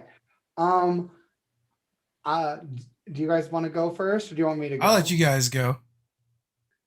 Okay. 'Cause I'm just gonna throw darts or a dart. Okay. I would like to use You my haven't even bonus actually action to cast Searing Smite at Okay. 2nd level. So So plot is you gone. are slowed this round. No, I'm not. Oh, it He's- was Nick, Nebula? he and I were the ones that Yeah, were. sorry. we were the two that didn't get slowed. Okay. All right. My apologies. I had it. No, you're good. I You had got a you lot of were plates on spinning, man. Who looks easier to hit? between Hashad and Rakeen. Yeah. God. Huh? Not the dwarf. God. Hashad? The Genasi. Okay, I'm going for Hashad then. Okay. And yeah, I'm gonna try to make a hit, and I'm gonna use my inspiration because that was a 6. Much better. Okay, 15 plus 7, 22 to hit. 22 to hit. Let's see here. That is going to miss. You Really? wind up seeing were you swinging a weapon or was this a spell? Actually, it's my shillelagh, so I Okay, think so it's one more. So you I swing your lied. It's shillelagh, actually 23. I lied because I have my then- wisdom modifier right now. then you hit. Okay. Oh, that was what I needed. Cool. I'm so glad I have shillelagh now. You feel resistance, as if there was like some kind of spectral force that was slowing your attack. Oh. but you do manage Guys, to push through and connect. Okay. So I'm gonna also use my favorite enemy. So I get 3d6 added on to this on top of my d8. Okay. So that is 7 plus 5 is 12 plus 4 is 16 plus 3 from my wisdom is 19 damage, and that's all considered magical damage because of Shillelagh. Yep. But 4 plus 5 plus 3, so 12 is fire damage, if that matters. Nah, doesn't. Okay. And then they're also on fire as part of Searing Smite, so they have to use an action to put it out, or save. Sure. Yeah. So that is my round, and they are now my favorite enemy, so I can deal extra d6 to them. Okay. How's everybody looking on health? 29 out of 86. All right, how and the unicorns, like, is anybody over there looking rough? There's a little bit of damage that was done from the lightning, but it looks like they've covered most of it. Your team is battered. Their team is basically fresh. Okay, cool. I'm just like checking because I still have slots for which I can use mass cure wounds, and I've got that in my back pocket, and that allows me to target 6 people. So, Sure. That said, unless anybody thinks that Doug is like actively dying right now, I'm gonna try that polymorph again. Okay. Cause man, that is a really high AC, and I don't like the look of it. So you're trying the dwarf again, Yes, and it's wisdom. wisdom. It's not gonna do it. He's a bunny. Ha! Oh, yes. Ha! Yes. Yes. Oh, and Bran too. So Enzo. Nice. All Hippity right. hoppity, your ears are floppity. Okay, I'm sorry. I was waiting. I was hoping you'd say something, maybe something for the So, sponsor. So, I mean, that was kind of for the sponsor because Yeah. Yeah, that was was the the- point of the bunny. yeah, Over. yeah. I'm going to attack the Air Genasi. I can only make one attack, so Earth Genasi. or Earth Genasi, whatever. I'm gonna make a performance roll as part of that spell there, Nebula. Oh, nice. Hey. And I believe that's going to miss. That's an 18. 18 does miss. Hits his armor, doesn't seem to penetrate. What was the haha for? Was that haha good or haha bad? You asked me for a performance check, yes? I did. Yeah, I nat 20. That's gonna be a total of 30. Ooh, that's like what, 4 nat 20s in one night? A lot of rolls. That's crazy. So you wind up seeing, she's not too far, but Seraphina like almost misses, a step and a beat in her song, but you definitely see like the reaction on her face. She enjoyed what you just did. I wink. Oh. A couple of the displacer beasts wind up coming out of the darkness. You see the satyr, his horns, wind up shifting from that muted brown into blackness, and he just kind of pulls more darkness and energy into his hands, and just blasts rays into the direction of the cleric standing out in the open, doing some undoing some of the healing that he apparently has done. Nice. The Zosrab winds up, instead of going out in the direction that Kapath had done, webbing shoots up into the ceiling, 30 feet up, and you find her now clutching to the ceiling, out of melee of what is going on with the remnants of Black Razor's revenge, which looks like a couple of them have fallen as well, but not willing to miss a beat. The gibbering mouthers wind up laying into where I guess scroll up further, laying into Bress and Jorgen, Chef Bob, as, you guys know him, but Jorgen and Bress Lerga are still standing and looking to kind of move the fight forward after Kapath. And that brings us to the Flumps. So the cleric, looking at this, incoming satyr, looking at, looking at the, very glowy undead target. He looks a little torn, but he continues to go after you, Tabitha. Who is this? The half elf from the Flumps. Oh, okay. Corson Nemeris. And that is going to be another 23 to hit. Ooh, this is a spell? Indeed. Yeah, that is.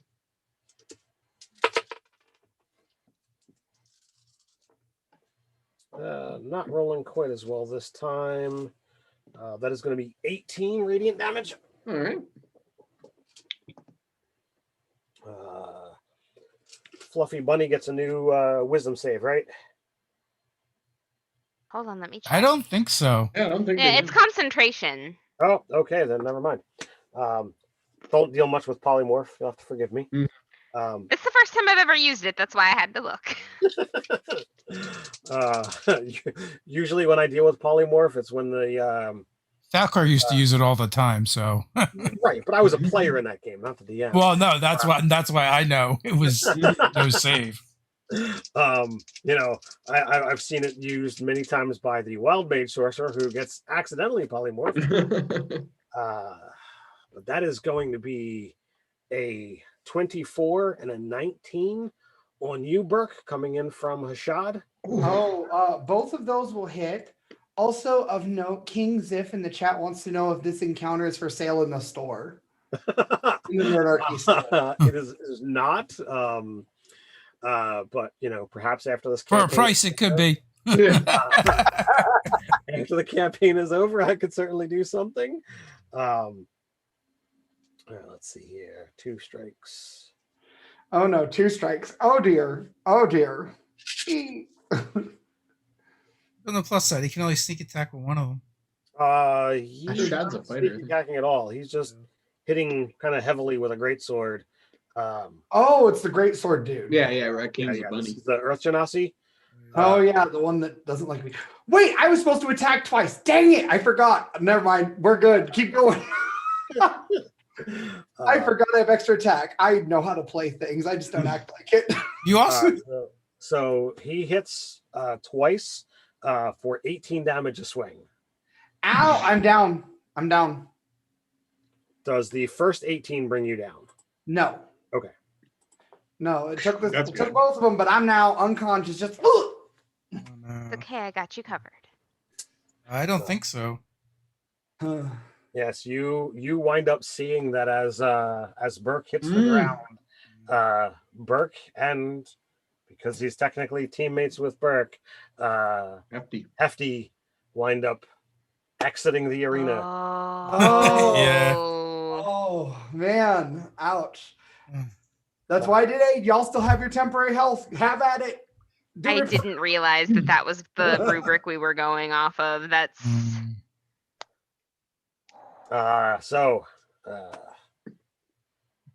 Team Shining Unicorn, seeing that your team is diminished, winds up moving in on Hashad, and you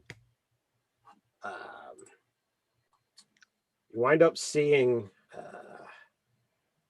Annalith and Raziel almost give just a handful of swings. The shining longsword and the Asimar's greatsword, swing a handful of times, and you see Hashad beginning to bleed quite heavily. I do believe it is Dave's turn to roll that. Roll. Oh yeah, the lair. Dun, dun, dun. Oh, Nunzo. That's a 3. We haven't seen a 3 yet. We haven't. 3. So as the lot of you, that felt the slowdown, now it's gone the other direction. All of a sudden you seemed invigorated as you feel the haste take effect. You all can benefit from haste this round. Ooh. Nice. Black Razor's Revenge.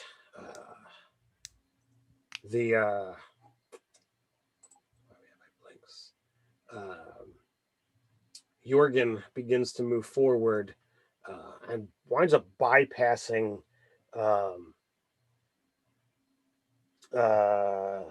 Kapath, completely, as he begins moving quite quickly in the direction of yourself there, Enzo.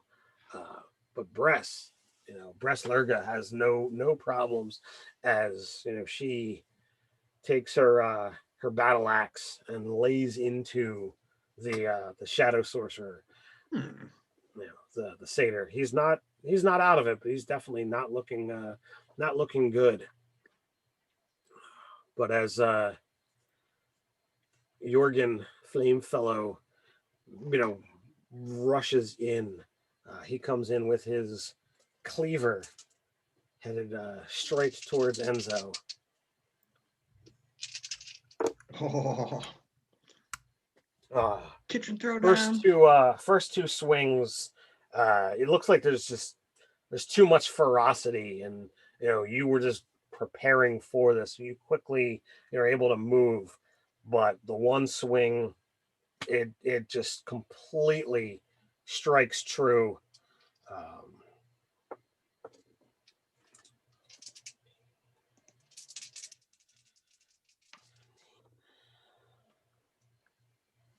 He hits for. You're not resistant to fire, right, Dave? No. All right, so you take a total of 25 damage. 11 of that is fire. All right, that hurts a little. As his cleaver bursts into flames just before it strikes you. You guys are up. Let's see. So my hero Raziel and her teammate Annalith are squaring off against Hashad. Correct. And the Corson is not too far, and he's just been casting spells. Mm-hmm. Rakeen's a bunny. Rakeen's a And bunny. the rest of the teams are sort of like fighting each other out in the middle, right?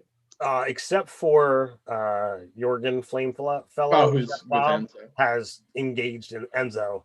Look at those noobs fighting in mid. He's got a flaming meat cleaver. Okay. Looks pretty wicked.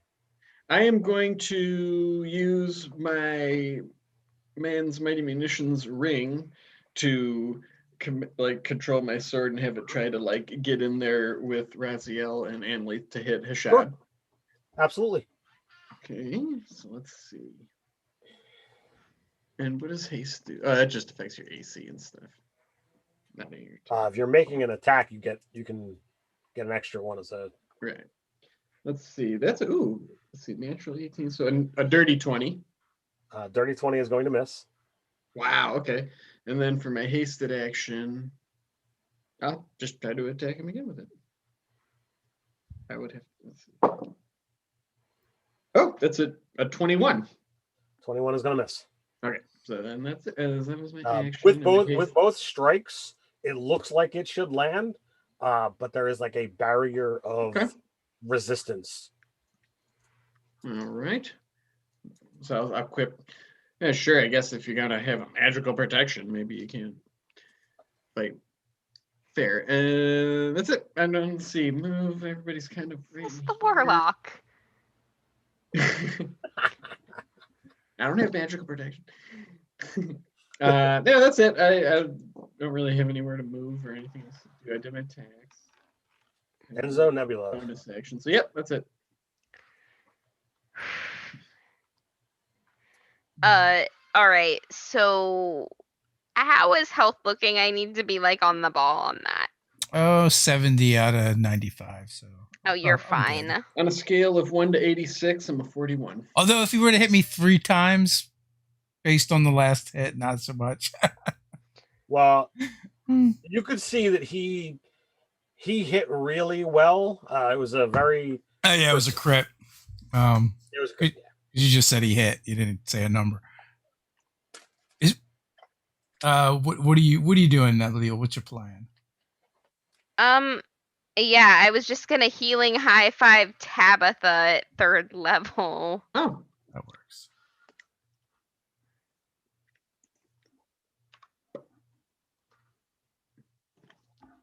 That's gonna be 16. Woo! Oh, this is what that life flowing through you feels like. This is what, right? Don't be stingy with that inspiration, girl. Oh yeah. I forgot I wasn't slowed anymore. Yeah, go ahead and take it. How does Chef Bob look? He was in the middle of that fracas, right? He's taken some damage, but he actually seems to be pretty good. What kind of armor is he wearing? He's got a pretty shiny chain shirt. Okay. He probably also has like a 25 hit points or 25 AC. I am going to, let's see. He can take an attack of opportunity as I move out 60 feet from him. It's going to be an 18. It's going to miss. Okay. And I'm going to throw some darts in his direction. Let's see. That's going to be an 18. I'm going to use that inspiration. I think that's going to be a dirty 20. Okay, that hits. All right. He's going to take 8. And then, all right, I'm going to take a penalty and throw. Dang it. Not advantage. All right, that's going to be a miss. Action surge. What did you? I rolled like a 2 on the die. Okay. All right. So I just don't want you making assumptions based off of. No. And let's see, that's going to be a. That's probably gonna miss. That's an 18. 18 hits. Oh, good. And that's going to be a 18. What was it? 18. 18. Yeah, 18 hits. And let's see. Come on. Push the button. Yeah, that's an 11. Not gonna do 11 it. will miss. Let's see. So, dropping an item is a free action, right? Yep. Drop the shield, offhand, throw a dart. Okay. That's going to be a 17. 17 is going to miss. All right. Use my interaction with an action to kick my shield back into my hand. Captain America style in the elevator. Yeah, pretty much. And that's all I got. I think that falls under gross abuse of the rules, but I will allow it. All right. So for the 2 18s that you rolled, are you going to roll damage? I did roll the damage. You only told me 8 damage once. Oh, it was 8 and then 18. Okay. Or at least I only heard it once. So Yeah. if you said it, I apologize. No worries. All right. Anybody else? Is that everybody? Yeah, I went. All right. Displacer beasts are up next.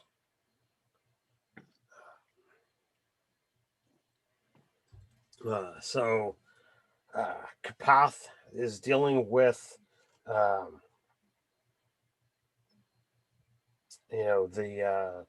one character from Black Razor's Revenge, as well as the. Oh, I technically get one more attack because of the haste.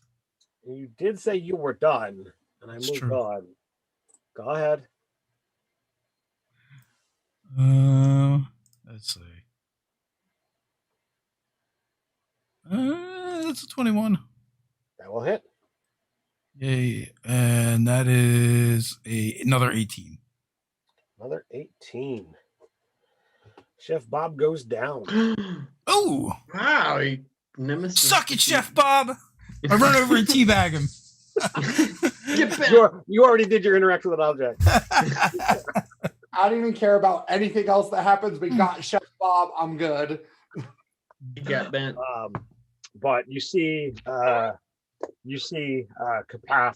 look towards Brest Lurga and look towards Corson and just splits the energy that he's been conjuring and blasts two orbs of darkness at each of them, and you can see wounds open up from that. Gibbering mouthers wind up, continuing to trudge across and take out breasts, and that puts the entirety of Black Razor's Revenge out of the dance floor. Wow. Is that the first team to completely go down? That is the entirety of Black Razor's Revenge, with you taking out Chef Bob. They are completely out of the running, or at least out of this round, I should say. Gibbering mouthers wind up seeing the darkness fade, seeing all of the magic flowing through them, completely untouched. They trudge across and they lay waste into Kapath. Zrosrob still hanging up above, kind of scuttling towards where everyone seems to be clustered, but at least, out of notice or out of range, one of the two for the Gibbering Mouthers. But Kapath has now fallen and been removed from the competition. Okay. We get towards the flumps where, Hashad, definitely looking very battle worn, sees that all of his opponents have, all of his allies have fallen, winds up going into quite a bit of a frenzy. And he is going to he's gonna gain a level of exhaustion. make a couple of swings. He attacks twice at Raziel and twice into Annalith. Oh boy. And you see some pretty nasty wounds open up on their sides. They're damaged but standing. Seraphina, as we get into the unicorns, completely untouched, having glanced through a lot of things, winds up moving over to you, Nebula, and just like yourself, having gotten out of the harm's way of everything, totally just begins like issuing a challenge for a dance-off. Okay. You and me, bro. As the other two, on her team begin laying into Hashad, they don't quite do as well as they did last round, You see that this every time someone has swung at Hashad and Rakim, there's been these barriers that seem to have slowed everything down, and they definitely seem to have parted a handful of strikes, even from Shining Unicorn. All right. Even though Burke is not here, I'm gonna need another D6 roll. Oh. Our Okay, fate I'll is in roll your it since hands. I'm not there, so I can roll something. Our life is in your hands, dude. Also, I just gotta say, I'm picturing like Seraphina and Nebula doing like one of those Glee style competitive mashups where it's like Seraphina is doing her song that first hit it big, and Nebula is doing "Taste My Boots." Mashup. Yeah, Let's go. I got a 2 on a D6. Got a 2. Yes. I need everybody to make that wisdom saving throw. Oh, that's slow again. Right? Nice. Oops. Oh, that's an 11. 19. 17. 17. All right, so the 11 fails, but everybody else is fine. The number of combatants have completely diminished. Black Razor's Revenge is out of it. It is Chimera's turn. Let's see. So Rakin's still a bunny. Hashad is still fending off 2 people. Yes. And then I mean, that's technically, it, right? There's nobody else in the dome. In the cluster, it's the entirety of Team Unicorn, Team Chimera, and Hashad. Nick for 9 necrotic.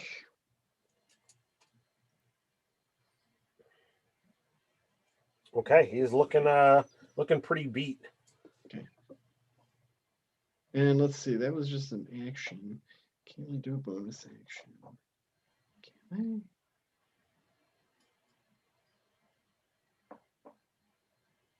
No.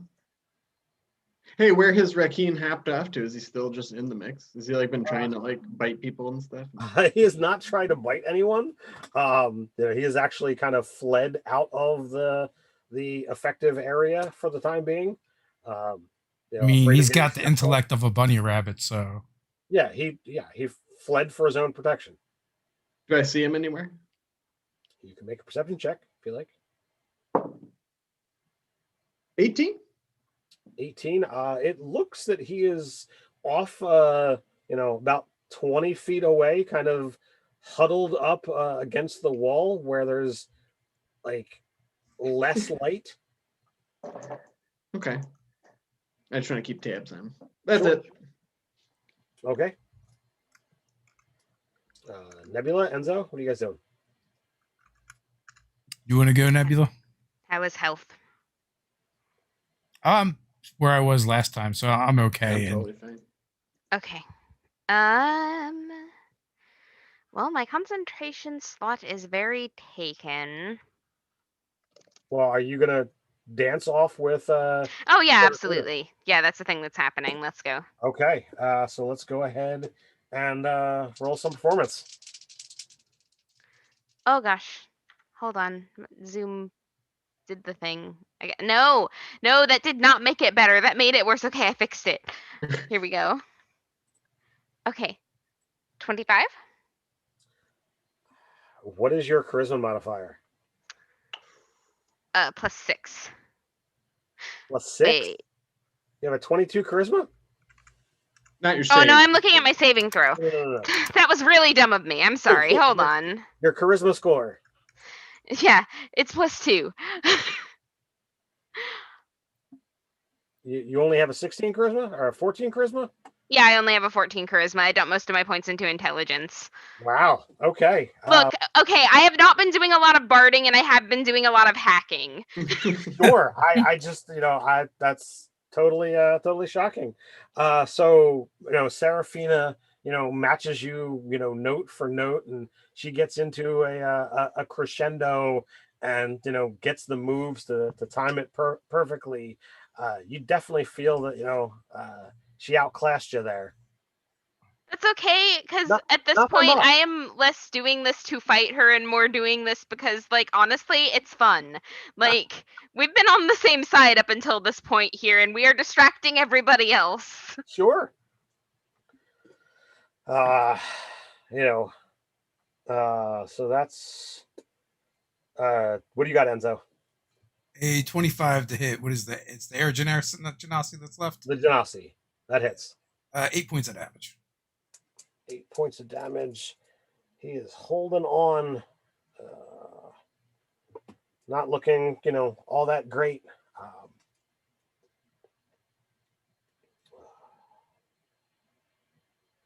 After you guys is the Displacer Beast. So from up above, Zrosrab begins, launching a web attack into the gibbering mouthers, and you wind up seeing Aer, the elven wizard, get pulled up, basically right off his feet. And within just a moment, he seems to be bound up and hanging from the ceiling as you see Zrosrab just like scurrying across the ceiling, That is cool.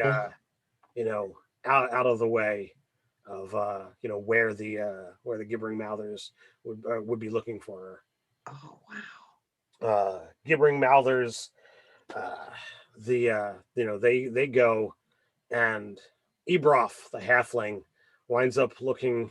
It's like, well, looks up at Aer and just launches a blast of flame, and you see Aer drop down, and as soon as they make contact with the ground, you see their body vanish from the battlefield.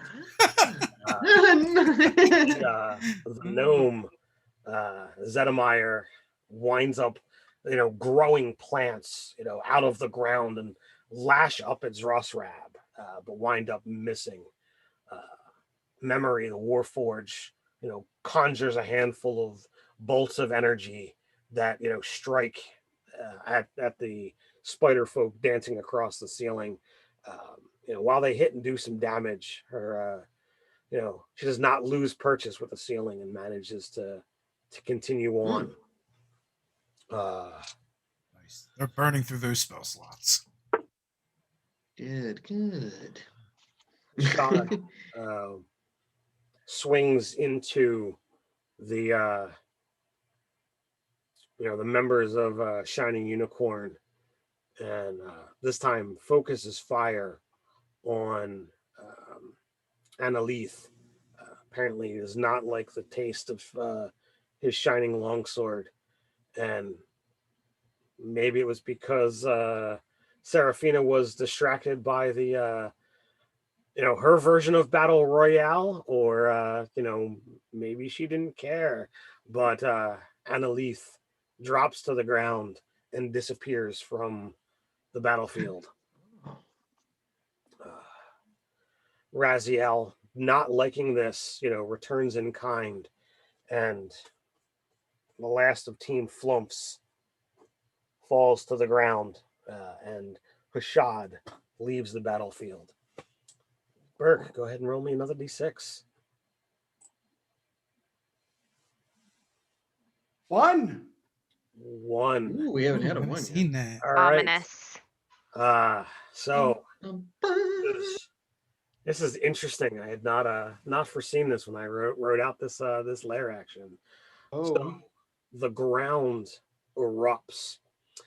I need all of you to make a dexterity saving throw. Oh no, I'm so sorry. Dexterity saving throw. Yep, dex Nice. save. Ooh. Dirty Ooh, 20. That's a 12. I'm gonna use my inspiration. These are not my strong suit. Ooh, yeah. 3. 3 with inspiration? Oh, My Lord. first roll would have been a 2. Like that, like last session all over again with the double ones. So fire erupts across the entire battlefield for 29 points of damage. Zrosrab on the ceiling doesn't seem affected whatsoever. But you see the the cleric on Team Unicorn. He doesn't pass his save, but he still takes some damage. Being a dragonborn, he seems to be resistant. Perhaps it's related to his golden heritage or something else. Raziel takes some massive damage from that as well. But the worst of it is from the gibbering mouthers, who dexterity does not seem to be their strong suit. Ebruf did okay, but Memory and Zedemeyer did not. And they are definitely looking worse for wear as they continue their march across the battlefield, heading in the direction of Zrosrab, and I guess where everybody else is clustered. What about Rakeen? Rakeen took the damage. He didn't. Where? Yeah, that is right. He took damage. I'm that player. Take him out of bunny form, and he would make the save as a bunny, which that failed. So that makes it 28. I guess bunnies don't get invasion.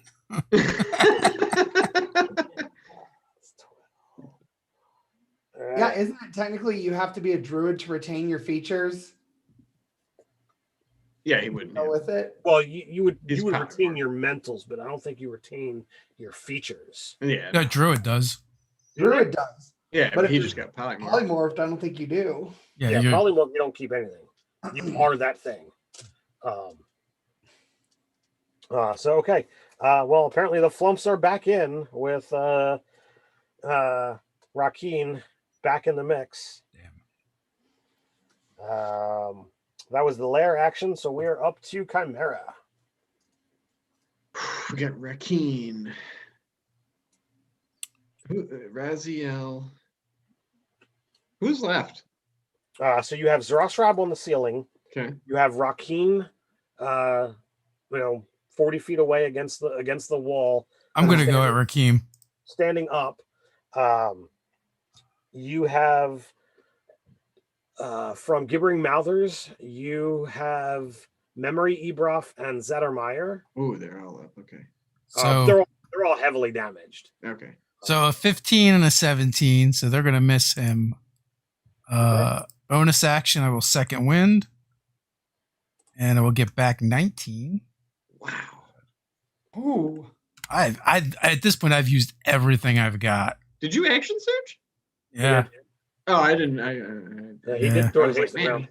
Oh, okay. I was like, he has an action search.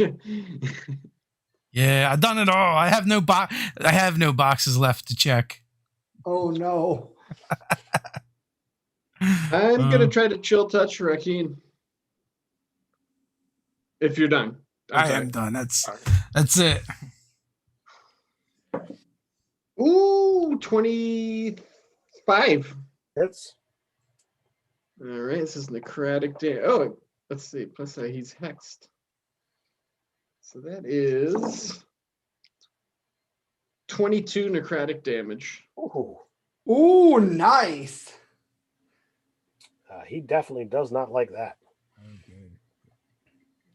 Now we can't heal till And his next that was turn. my action. I really don't have anything I can do as a bonus. Oh, you know what? I'm gonna look over and I see Seraphina and Nebula dance off, and I'm gonna do a quick little thing myself. Is Nebula continuing her dance? First I need to know who is still up that looks damaged. I'm fine. I'm just like, keep dancing. Or did Enzo drop them both? No, I didn't drop anyway. I am 60. I am 60 out of 95, so I'm pretty good. Remember, Tabitha, your superpowers of dying are not going to help you here. I'm gonna cast sleep. Ooh. Where are you targeting sleep? Okay, so you know the guys that you said that were really wounded? Mm-hmm. One of them. The gibbering mouthers. Okay. Yes. All right. Superpowers.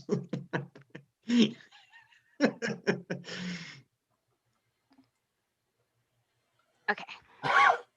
I'm casting it at 5th level. Oh, geez, nice. 5th level? Wow. Ooh. Which is going to be 13 d8s. 66. Ooh. 66 hit points. 66 hit points. All right. You watch as all 3 of them. Yeah, Oh. until another damage effect happens and they all wake up. But, for one round, they're not casting spells.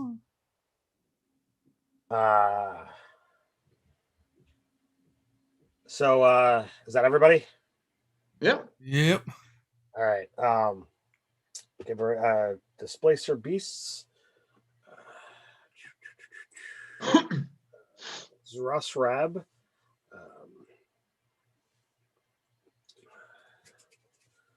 Let's look at it.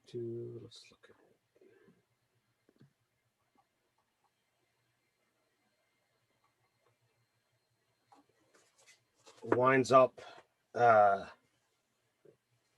sending some kind of bizarre bolt or thrown object or something into Urzath Brightscale, and he, similar to what you saw with the Team Gibbering Mouther, he slumps over as well.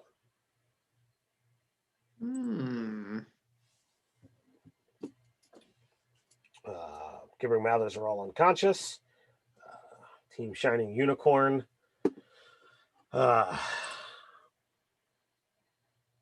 Annalith, winds up, moving slowly over towards the dwarf. Raziel, kind of looking up, seeing the the spider folk on the ceiling, and they just grab that that big great sword and just hurl it overhead. Whoa! And I say. instead of trying to strike Zrosrab, they actually are targeting the ceiling, and it winds up knocking Zrosrab to the ground. And after the blade kind of hits the ceiling and clatters, similar to what you've seen on Avengers, Raziel just holds up their hand, and the sword just flies back to them. Nice trick. But as Annalith goes over, the shining sword, comes out and strikes down Raki. Oh yeah, man, that guy was. Whew.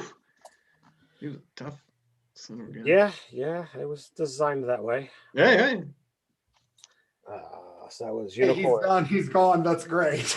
Yeah, really, man. So as the competitors, wounds begin to go on, the 3 of you that are still standing, struggle and fight. It doesn't take long to bring down Zrosrab. Do you fight it out amongst the unicorns, or do the group of you claim victory together, or something else in the middle? Would be in favor of claiming victory together. I feel like that's good television. Or at the very least, we should pick off the unconscious guys one at a time instead of waking them up all at once. You could also have a dance off with Seraphina. I'm trying to narrate the rest of the battle here. Yeah. Given the fact that we're already more than 20 minutes over our usual end time. Yeah. So I'm willing, based on how things have gone, I'm willing to give you the story that you're looking for, but I'm taking narrative control out of the dice's hands. So you let me know how you want it to go, as far as what your choice would be, and I will tell you the outcome. Yeah, I feel like we've been fighting together this entire time. It would just be a dick move to like turn on them now. Sure. I'm down with that. Fight together, Enzo or Tabitha, or fight to the bitter end. Nah, we'll fight together. The other two already voted together, so. All right. Oh, I thought we were voting for a dance-off. Oh, I was just suggesting it as like if you guys are like not in favor of that feels like a fair like. But I'm out for dance off. But so you pick off Zrosrab, 7-on-1, and then move over to the unconscious gibbering mouthers, and it's lambs to the slaughter. They're very injured, as noted by your spell, but I will totally do what Stephen was saying, and the 5 of you wind up surrounding Nebula and Seraphina as to have some kind of victory.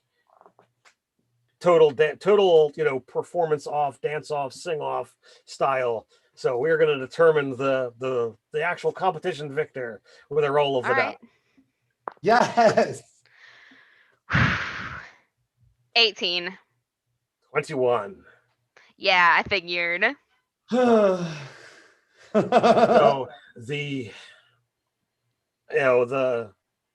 the lights dim, those remain standing, all kind of clap as the archway appears, and we take you out of round 5 of Dungeons and Delving, of the finish of episode 10, and we'll see what transpires next time on Dungeons and Delving.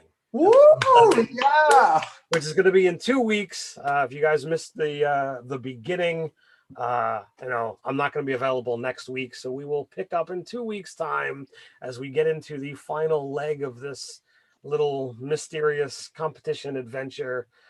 Before we go, one final shout out. Look below for the link to the Easy Roller Dice Kickstarter for these awesome dice trays. They're fabulous. They're beautiful. I thought the first series were great, but their color shifting trays are phenomenal.